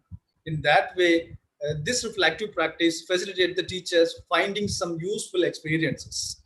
Then the fourth one is it helps the teacher to reflect on this experience in detail. Yes, once you experience a new kind of classroom teaching, it will further motivate, it will further boost the teacher to reflect in detail for getting further improvement. Always, practice always brings perfection.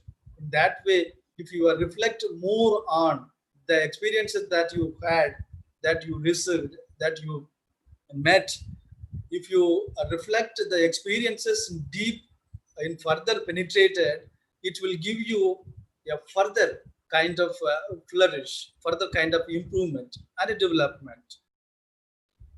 And by reflecting on their past experience, the teachers may become conscious of their learning needs. Yeah, if you reflect on your past experiences, definitely you will get a conscious learning needs at present or in the future. Also, by formulating learning needs, they often become aware of necessary learning situations. Definitely, you can get a kind of idea, a kind of a new concept, new experiences by reflecting the past experiences in terms of the learning needs. You can easily formulate a new learning needs which are required at present learning or teaching situation or condition in the classroom teaching. So based on the past only, you can, through reflection, you can get a new ideas for current learning situation.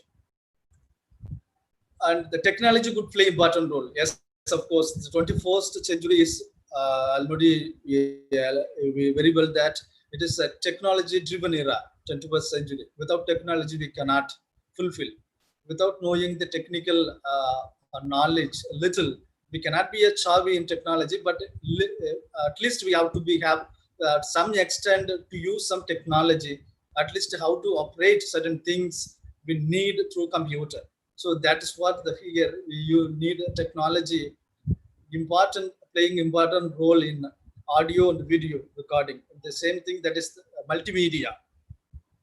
At least we have the skill of multimedia for few lessons lessons for few lessons only in those days, but in current situation, and we think of envisaging the future also.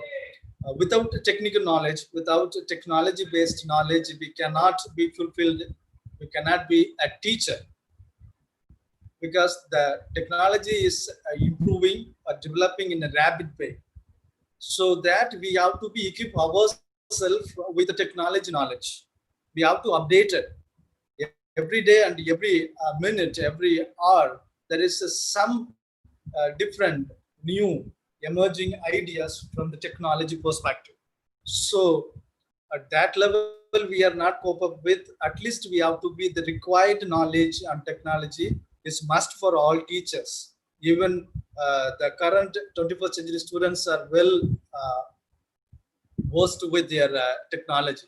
They are better on one thing, on one way than the teachers. So it is essential for teachers to be equip ourselves with coping with and updating with the technology. So here also technology plays very important role for teachers to reflection with the current trend, current thinking, current concept and models. Then how can the teacher educators, this is for the teacher educators as well for the teachers, can promote reflection when working in a large group of prospective teachers. This is I have prepared for with the point of teacher educators, but it is applicable for teachers as well as the teacher educators. Reflective thinking may be promoted among teachers in different forms means, different methods, different approaches. I have given some points through teacher narrative. Teacher narrative is nothing but by giving autobiography of a teacher. We can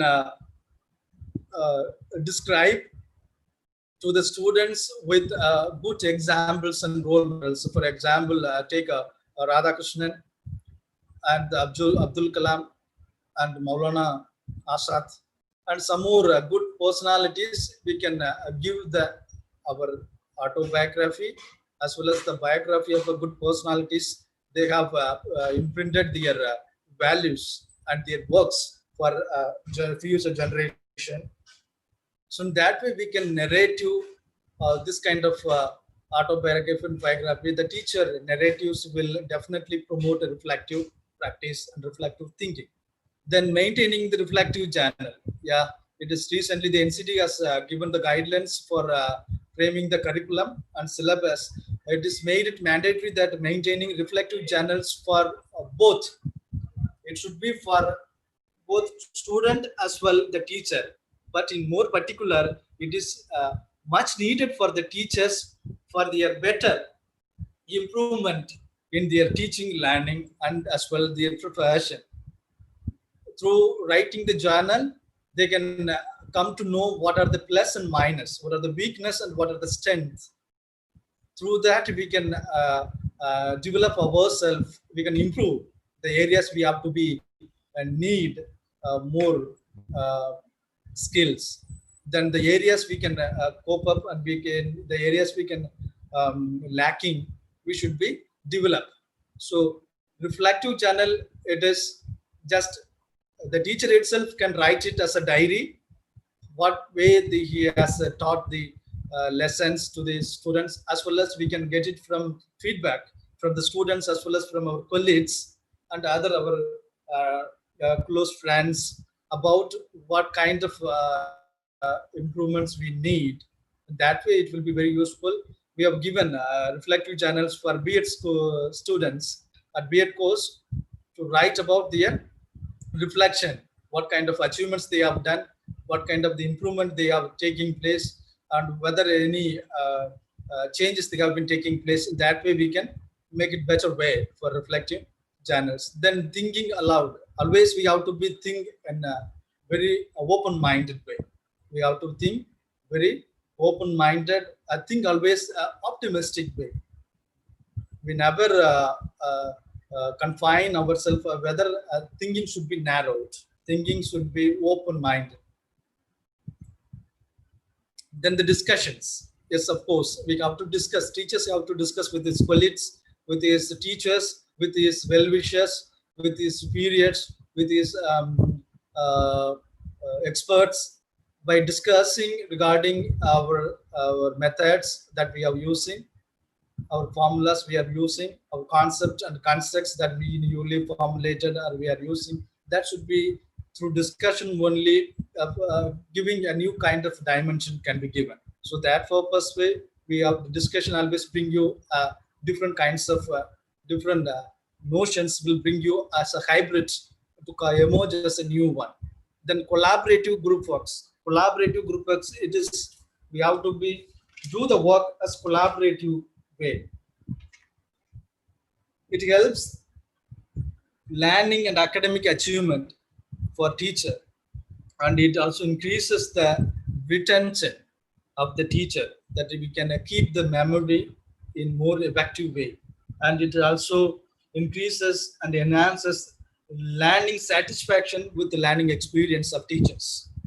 So collaborative work is more and more important, and it also helps oral communication, improve our oral communication. Collaborative work, how to we improve our oral communication, and it also develops learners social skill that is interpersonal. How do we behave with others? How do we have to maintain the manners while speaking with others? So it is give you a kind of social skill, and also promotes learning self-esteem. Yeah, it gives you a kind of image and personality. Self-esteem is more essential for teacher. So it gives you the collaborative group work gives you more effective self-esteem, and it promotes positive relations with students, with the others, and the society also. So for a positive relation, it is much needed. Then action research, whatever the problem we are encountered, we have to do such action research for immediate solution for that problem.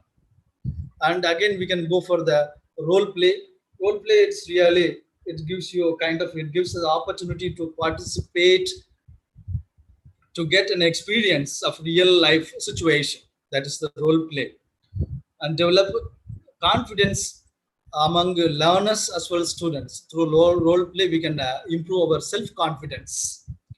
Not only for the teachers aspect, but also students also get benefited through their role play in classroom for improving the self-confidence.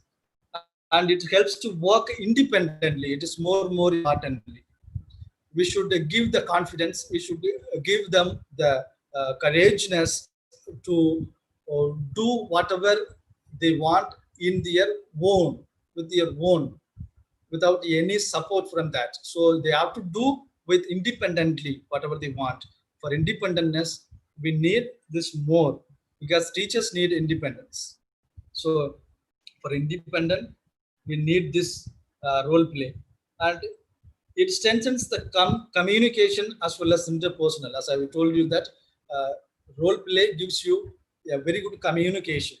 By playing different roles, we can improve our communication and interpersonal, how to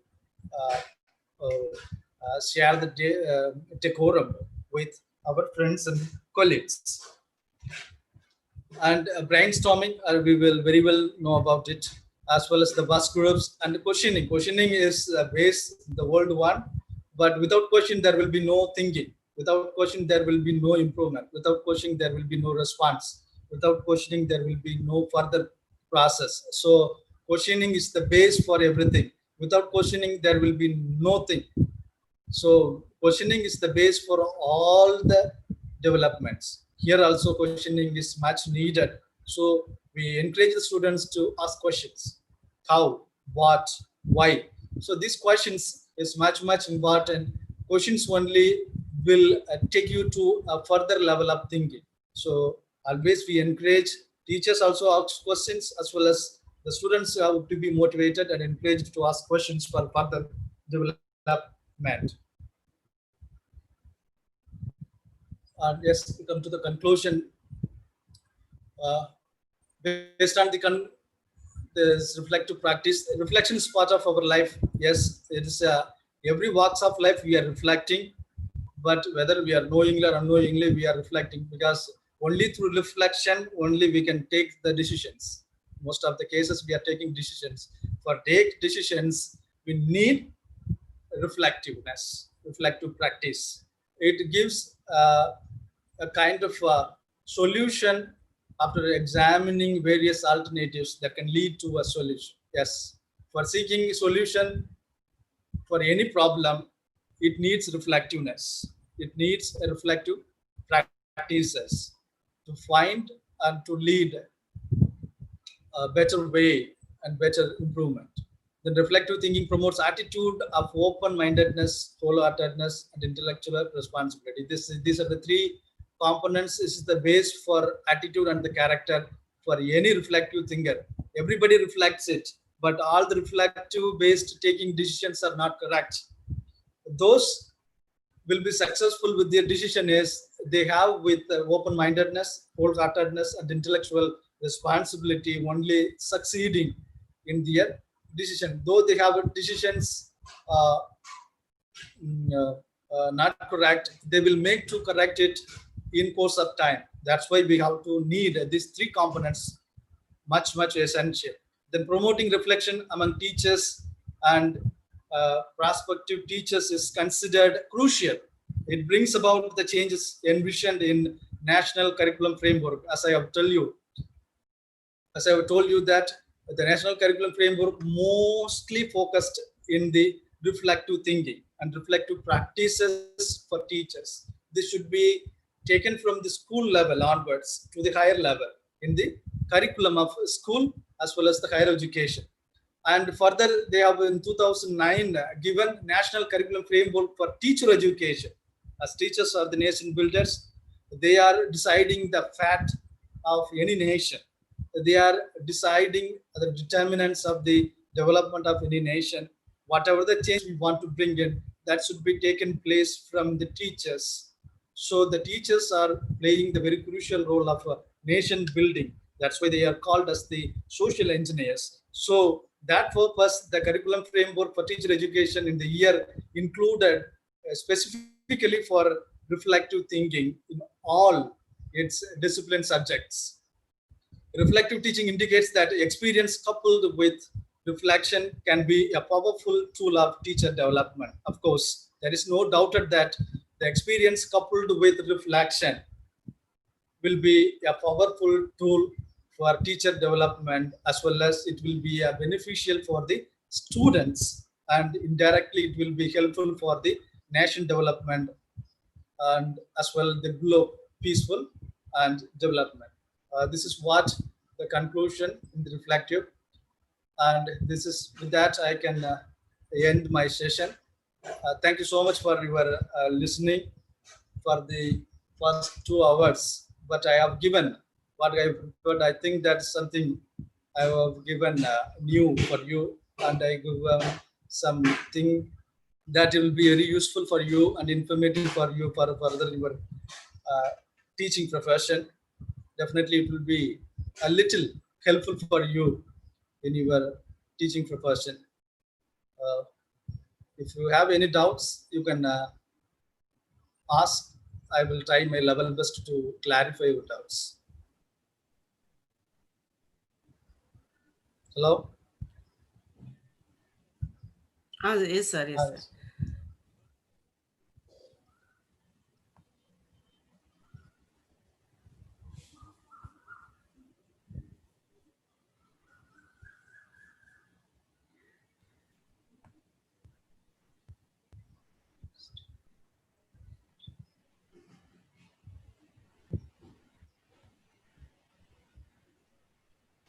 I think there are 2 questions in the question answer. One is from Sam Raj. Education is a base need for all.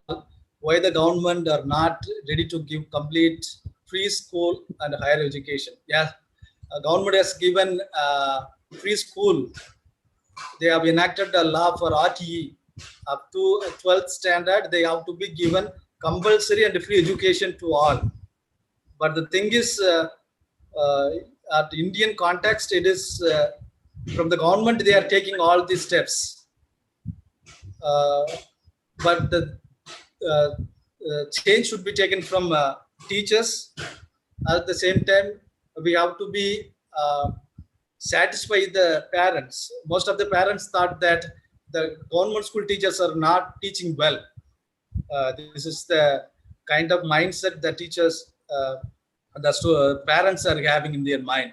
But it's not like that. Always the government teachers are, I can challenge you, government teachers are the best teachers when you compare with private, especially most of the students from government schools, they are getting very good positions because of the effort, the dedication from the government school teachers. The government is always taking all the efforts to give free education and compulsory education, but the economical status of certain family members, it's not affordable. That is the hurdle for the students to access the education. Still, we have the labor issue, child labor issue. Though there are a lot of efforts taken by the central government and state government in guidelines with the United Nations for get rid of to put put stuff for side labor, still we are having the issue. So in country like India, it's not easy that much possible to prevent child labors, but it is possible only through the teachers and the parents. The teachers is the base for everything. We should give some additional care and love to the students, and we should convince at the same time satisfy the requirement of the parents. That is more important at this point of view. So education is basic. At the same time, you can. But I guess that you have put this question because most of the private institutions are charging more. Yes, of course, because country like most population, we are in second place after China. It's not easy. The government should take education to all. So it is mandatory for allowing the private to do and to provide education. At the same time, we have to be monitor it. We should have some regulations and norms that should be given to the privatization and private institutions to abide the norms and regulations. But certain things we are not following. The system is correct, but the thing is we are following up and the monitoring will be a flaw. So otherwise it is correct. Then the second one, I think that I will give my level best to answer to Sam, Mr. Sam Raj. He will be satisfied, I think. The second one is education has become commercial in the country. What is your opinion? It is the same thing. Commercialization in the sense we have a kind of tendency what that private schools are doing better. The private schools are charging money more because of they have more demand. At the same time, on the other hand, the government school teachers going for door by door, door to door to get admission for their wards. But the student, but the point of the parents' mindset, they believe the government school teachers, they are not well in their teaching. At the same time, they have a kind of myth among parents that only the private school teachers are doing well, the private institutions are doing well. The thing is, they have a project themselves, the private institutions project themselves, they are doing well and giving everything in perfect way. So the parents are approaching more to the private schools, they are charging more. That's why it has become a commercialization. Yes, of course, but we need we need to be monitored and it should be prevented. But the first thing that the government schools teachers should break this myth by giving very good result, by giving very good places for the government school teachers, government school students in very higher level. For NEET, at least in each school, one student who gets NEET seat, definitely the parents' mindset will be changed. Now the pandemics have been bring a kind of, though that is there are lots of negativity in this pandemic, but one good thing is now the government school enrollment have been increased due to this pandemic. So the government school enrollments are going high when compared with the private school, because the private school only they are go with one mind. though we are having very good teachers, very experienced teachers, full-fledged teachers in government school, there is a kind of a tendency have been created as a myth by the private schools as they are giving the advertisements through. We are witnessing that most of the channels, they are giving advertisement regarding the school. We are giving that kind of facilities, this, that. So that is the way they are getting. What we have seen most of the time will definitely we get a kind of tendency to believe in that. That is the way the private schools are doing. But in reality, government schools are far better than the private schools, because in government schools, that is, we now no need to pay any paise. So free education, we can get that equal competent education. Most of the teachers, 80% of the teachers, they are very devoted. They love their children. They love their profession. They are spend their own money from their pocket for the betterment of the students, for better education to their students. We are witnessing a lot of news we are come across through newspaper and television news. So definitely the situation will be changed. The scene will be changed in the course of time. We hope that government school will be in the front lead when comparing with the private schools. Definitely it will be resolved soon. Thank you. Any other questions from? Thank you so much, sir. Thank you. Thank you, ma'am. Hello, sir. Thank you, ma'am.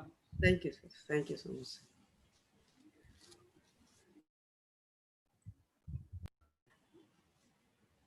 Very good afternoon to you all. A teacher is a compass that activates the magnets of curiosity, knowledge, and wisdom in the pupils. A teacher takes a hand, opens your mind, and touches your heart.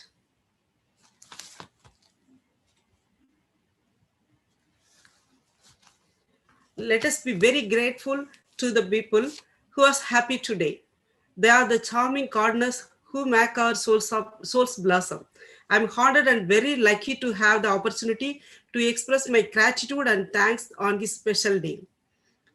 Mr. Balakrishnan sir, Mr. Balamurugan sir, we are very delighted to have you amongst us.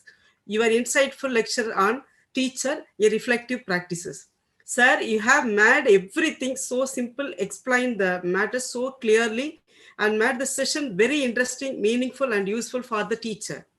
Sincere thanks to you, sir, for your excellent talk on your reflective practices.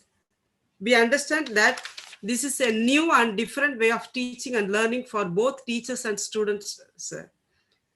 Sir, you have given us innovative methods and techniques during teaching and learning to help us to be a confident teacher. It develops our ability to understand how our students learn and the best ways to teach. You are the source of inspiration and motivation among the teachers because of your vast knowledge and acumen in this subject. Sir, you have given a powerful procedures that teachers can utilize to investigate and make their teaching better. You have been an expert in this area, and you have always shown keen interest by sharing your knowledge with excellent presentation and excellent information. Really, you have brightened the day today. We leave energized and excited, sir. Your session is just so inspirational to us. There is no doubt you have so many hearts to hold. Once again, a big thanks to you, sir, for your support and patience as we work together through this emergency period to support our students and teachers' continuous learning and teaching. We, the teachers and students, were enlightened by your enlightening talk, sir. Thank you, sir, for having spared your precious time for all of us. And also, I'm happy to express our thanks to all the participants who have made this session a grand success. Thank you, one and all. Thank you, Mr. Balagurin, sir. Thank you so much, sir. Thank you so much for the organizers for giving the opportunity. And I thank all the participants and the organizing secretary and joint organizing secretary and the host for your sparing your valuable time. It gives me an immense pleasure to be part of this program. Once again, thank all of you for a wonderful session. Thank you, Vanana. Thank you, sir. Thank you, sir. Madam, sir, வந்துட்டாரு. வந்துட்டாங்க.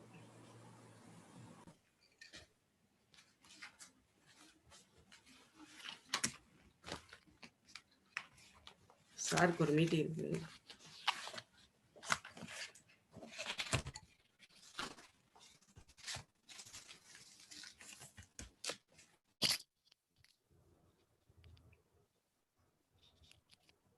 Sir வணக்கம் sir. வணக்கம் வணக்கம் வணக்கம் madam. Sir வணக்கம் good வணக்கம் afternoon, sir. எல்லாருக்கும் வணக்கம் எல்லாருக்கும் வணக்கம். Sir, shall we start, sir? சீக்கிரமா Okay, sir. Okay, sir. கொஞ்சம். Once again, good afternoon to you all. First, I express my wholehearted and extend my gratitude to our Honorable Vice Chancellor and most respected Registrar. Constant encouragement and great complete the 7 days online teaching program successfully. Thank you, sirs. And I extend a very warm welcome to all of you are presented here for the 1 week reflective teaching practices training program valedictory function. On behalf of Center for Capacity Building Programs for School Teachers, Tamil Nadu Teacher Education University, Chennai, Teacher Inc., Bangalore, and Brainogit, Dubai. I take this opportunity to welcome you all for rendering your precious time and your presence here today. I feel very honored and extend my warm welcome to today's valedictory function chief guest, most respected Professor M. Govindan sir, Dean of Faculty, Controller of Examinations, Head of the Department of Educational Psychology, Tamil Nadu Teachers Education University, Chennai. He is very kind and he is an able administrator and a good leader. All through his career, he is identified for a successful contribution as a teacher and a good developer of the students. He has a deep knowledge and passion for his subject matter. I welcome you, sir. Thank you, ma'am. And I heartily welcome Sandhya Ketty ma'am, founder and director of Teacher Inc., Bangalore. And I heartily welcome Mrs. Nasima Razak, managing director, Brainohit, Dubai. And I heartily welcome Dr. B. Subramaniam sir, Assistant Professor, Tamil Nadu Teacher Education University, and I heartily welcome today's eminent resource person, Mr. S. Balamurugan sir, Assistant Professor, TNTU, and I heartily welcome Dr. T. Premalata, Assistant Professor, Bardiyar University, and Mr. S. Rajakumar sir, Assistant Professor, Tyagaraja College of Preceptors, and other organizing joint secretaries, and I welcome Ms. Susmita Sharaf, Executive Head and Faculty, Teacher Inc., Bangalore, and all the organizing members. And most welcome all the participants from different parts of the country. Once again, I welcome to you all. Sir, Rajkumar sir.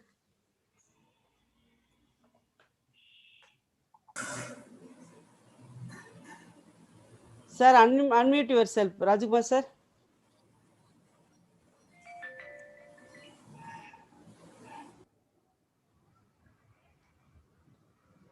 Madam நான் continue பண்ணிடவா? இல்ல ஆமா இல்ல சாருக்கு meeting இருக்கு ma'am. I'm audible, ma'am? Yes sir, yes sir. Okay, thanks. Life is a gift and it offers the privilege, opportunities and the responsibility to give the same thing back by becoming more. Cheerful ladies and gentlemen, I would like to extend my hearty welcome to 1 week training program on reflective teaching practices organized by Center for Capacity Building Programs for School Teachers, Tamil Nadu Teachers Education University, and Teacher Inc., Bangalore, and Brainokit, Dubai. I hope you get more information for this program and it reflects your upcoming teachings. To be inspired is great, but to be inspiration is honor. Now, I extend my congenial welcome to Dr. T. Premalata, Assistant Professor, Department of Education, Bardiyar University, to give away the report of the program. Thank you, Rajkumar. It is my pleasure to present the report on the valedictory function of the 1 week online training program on reflective teaching practices organized by Center for Capacity Building Programs for School Teachers, Tamil Nadu Teachers Education University, in collaboration with Teacher Inc., Bangalore, and Brainokit, Dubai, from 27/8/2020 to 2/9/2020. This webinar emphasizes the importance of teaching and the interaction between the teachers, students, and learning environment and the learning task. Around 820 participants across the country were registered for the webinar. The sessions are held through Zoom platform and YouTube live channels. This webinar was inaugurated on 27th of August 2020 at 3:30 p.m. The inaugural function was started with the welcome address by Dr. T. Shivashakti Rajamal, the coordinator of Center for Capacity Building Programs for School Teachers. The presidential and inaugural address was given by Professor V. Balakrishnan, Registrar in charge of Tamil Nadu Teachers Education University. The felicitation address was given by Professor M. Govindan, Dean of Faculty and Head, Department of Educational Psychology. Dr. P. Subramaniam, Assistant Professor, Tamil Nadu Teachers Education University, proposed the vote of thanks. The stalwarts like Sandhya Gatti, Sushmita Shroff, Sheba John from Teacher Inc., Mr. S. Balamurugan from Tamil Nadu Teachers Education University shared their views on reflective teaching practices. Session 1 and 2 was handled by Mrs. Sandhya Gatti, Founder Director, Teacher Inc., Bangalore, on reflective practice in action and understanding teaching and learning.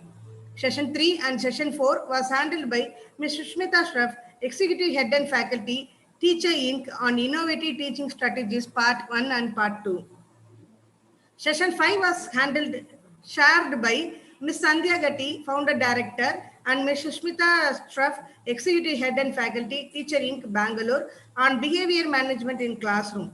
Session 6 was handled by Mrs. Sheba John, Mastery Expert and Faculty, Teacher Inc. on the Mastery Approach to Teach Addition and Subtraction.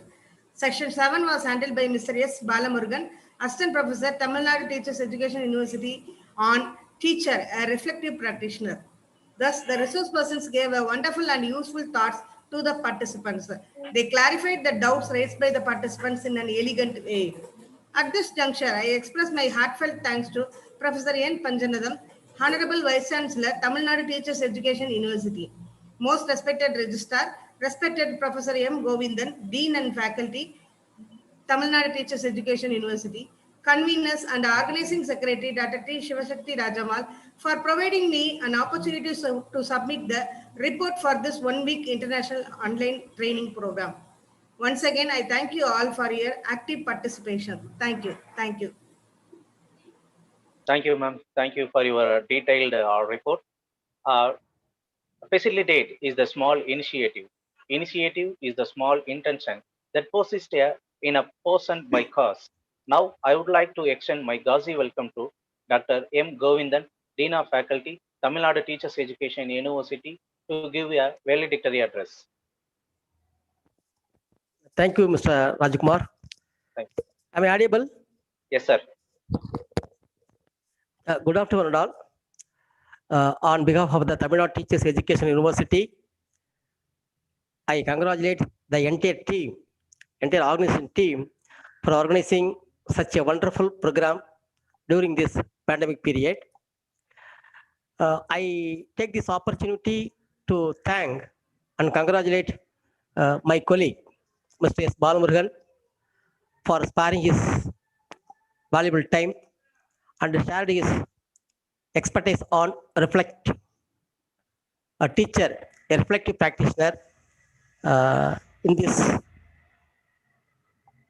online webinar. And also, I thank all the faculty members of the Center for Capacity Building Program for School Teachers, Dr. T. Shivashakti Rajamal, the coordinator of the program, and my colleague, and Dr. T. Premalada, Assistant Professor, School of Education, Bharadwaj University, and Nasima Razak, Techno Inc., Bangalore, and Brainogate, Dubai, for extending their help and assistance to organize this webinar in a successful way.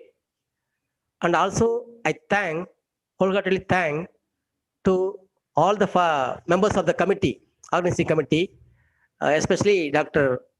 Subramanian and Mr. Rajkumar, for their help, moral support, and assistance to organize this program in a successful way. And I hope the online webinar definitely to enhance and enrich the knowledge of the participants to how to think instead of what to think.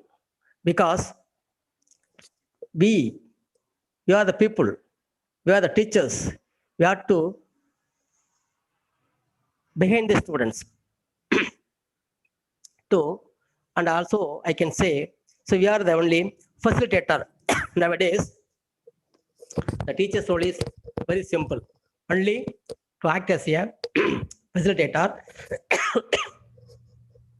In previous days, that is 40 years, 50 years back, our role is very, very very important one, because at that time, so we are the only one source for the learners. But today, so number of sources, there are empty number of sources available for the students to enhance the knowledge, to increase their skills, etc., etc. But I already told you, we have to provide some assistance. We have to behind the students and motivate students to strengthen their knowledge and skills in the teaching learning process. With these words, I once again congratulate the entire team for their support and help. Thank you, Nandal. Thank you, sir. Thank you, sir. Thank you so much, sir. Showing gratitude is more than good manner. It is a good spirituality. Now I invite Ms. Nazima Rasak, Managing Director, Brian of It, Dubai, to give a vote of thanks. Good afternoon, everyone. I'm immensely proud to be a part of this wonderful webinar. I extend our heartfelt thanks to Honorable Vice Chancellor of Tamil Nadu Teaching University and Registered Professor V. Balakrishnan and Professor M. Govindan, Dean and Faculty of Education Psychology, Tamil Nadu Teacher Education University. I thank Teach Inc. and all the resource persons for delivering such a powerful and very magical resources to all the participants. I am very glad to be part of this program once again. I extend my gratitude and thanks to all the organizing committee members, Dr. T. Shivashakti Rajamal and Dr. T. Premalata and Mr. Rajkumar. Without all the people effort, I'm sure this won't be possible. Thank you so much for creating very beautiful contribution to the society. Thank you one and all. Stay safe and stay blessed. Thank you. Thank you, ma'am. At Thank last, you so much, ma'am. At last, Sir, yeah. sir, please, Miss Susmita Sharaf, ma'am. Yes. Please, Ma'am, you are invited to give a few words about the program. please, ma'am. Yeah. So actually, Ms. Sandhya was supposed to be attending it, but nevertheless, I'm here. And on behalf of Ms. Sandhya, on behalf of Teachering, I would like to extend my extreme, thoughtful gratitude to Dr. T. Shivashakti Rajamal, to Dr. Premalata, and to all the other organizers of this webinar to be able to provide us with an opportunity to come and share whatever we know with all the participants who had, registered for this particular program. Thank you very much. It was very well organized, very well executed, and we feel very honored to be a part of this particular webinar. Thank you so very much. Thank you so much, ma'am. Thank you. Thank you, ma'am. Thank you. Thank you, ma'am.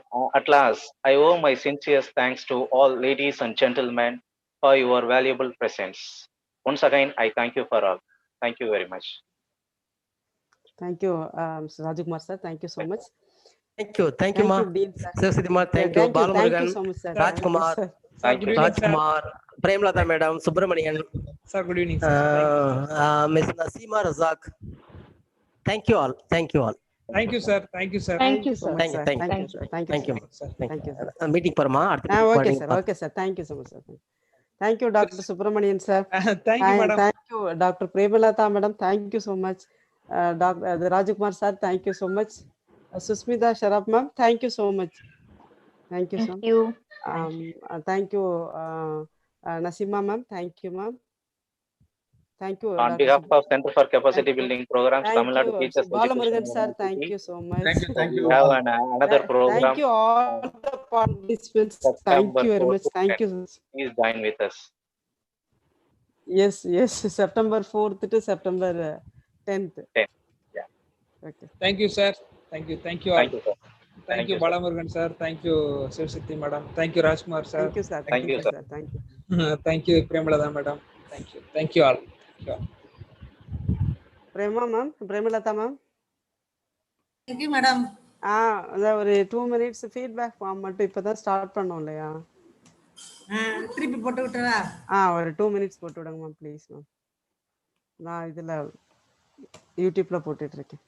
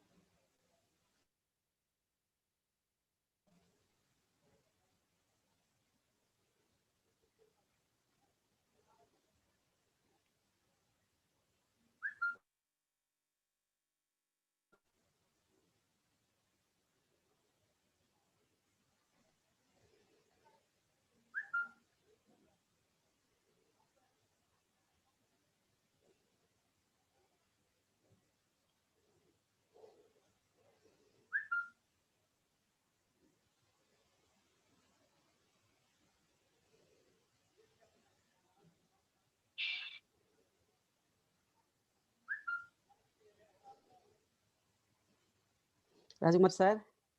Yes, ma'am. Feedback form கரெக்டா work Yes, ஆகுது ma'am. போல. Feedback form கரெக்டா work ஆகுது போல. Response கரெக்டா இருக்குன்னு நினைக்கிறேன். எதுவும் நெகட்டிவ் ஓகே, ஓகே. அதான் சர்டிஃபிகேட் வந்துட்டு மேடம். வந்துடுச்சா சார்? Okay sir. ம். இல்லைன்னா நோ ரெஸ்பான்ஸ் வந்தா இன்னொரு மெசேஜ் வந்துட்டே இருக்கும் இல்லையா? நான் எடுத்து விட்டுட்டே இருக்கணும். எஸ், கண்டிப்பா.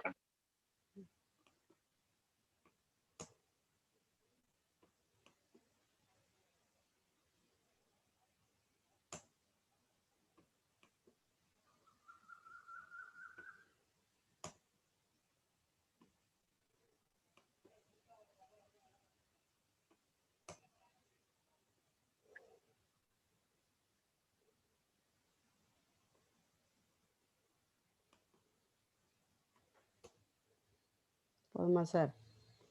Okay madam. மைண்ட் போய். Doctor Premalatha ma'am. Dr. Premalata ma'am. Thank you so much. Thank you, Rajakumar sir.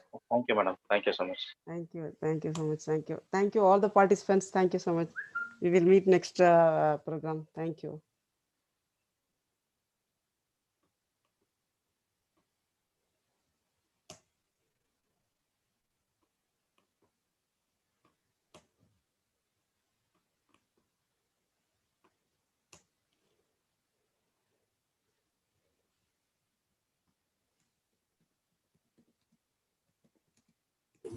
Madam. Ma'am. Yes, ma'am. இது முடி இன்னும் இது பண்ணலையா? என் பண்ணலையா? இந்த பண்றேன். அனௌன்ஸ் பண்றீங்களா நெக்ஸ்ட் ப்ரோக்ராம்? எதுக்கு? யாருமே இல்ல அதுக்கு. கேக்குறாங்க 2-3 பேர். என்னது? Next program 4th to 10th. Dear participants, next program will commence from September 4th and end on September 10th. September 4th to September 10th. September 4th only we will start 10 on 10 high impact factors of teachers. Okay ma'am. No response வருது போல. நான் பண்ணிடுறேன். Response எடுத்து விட்டுறேன். Thank you so much ma'am. Thank you ma'am. Thank you all the participants. Thank you so much. Okay.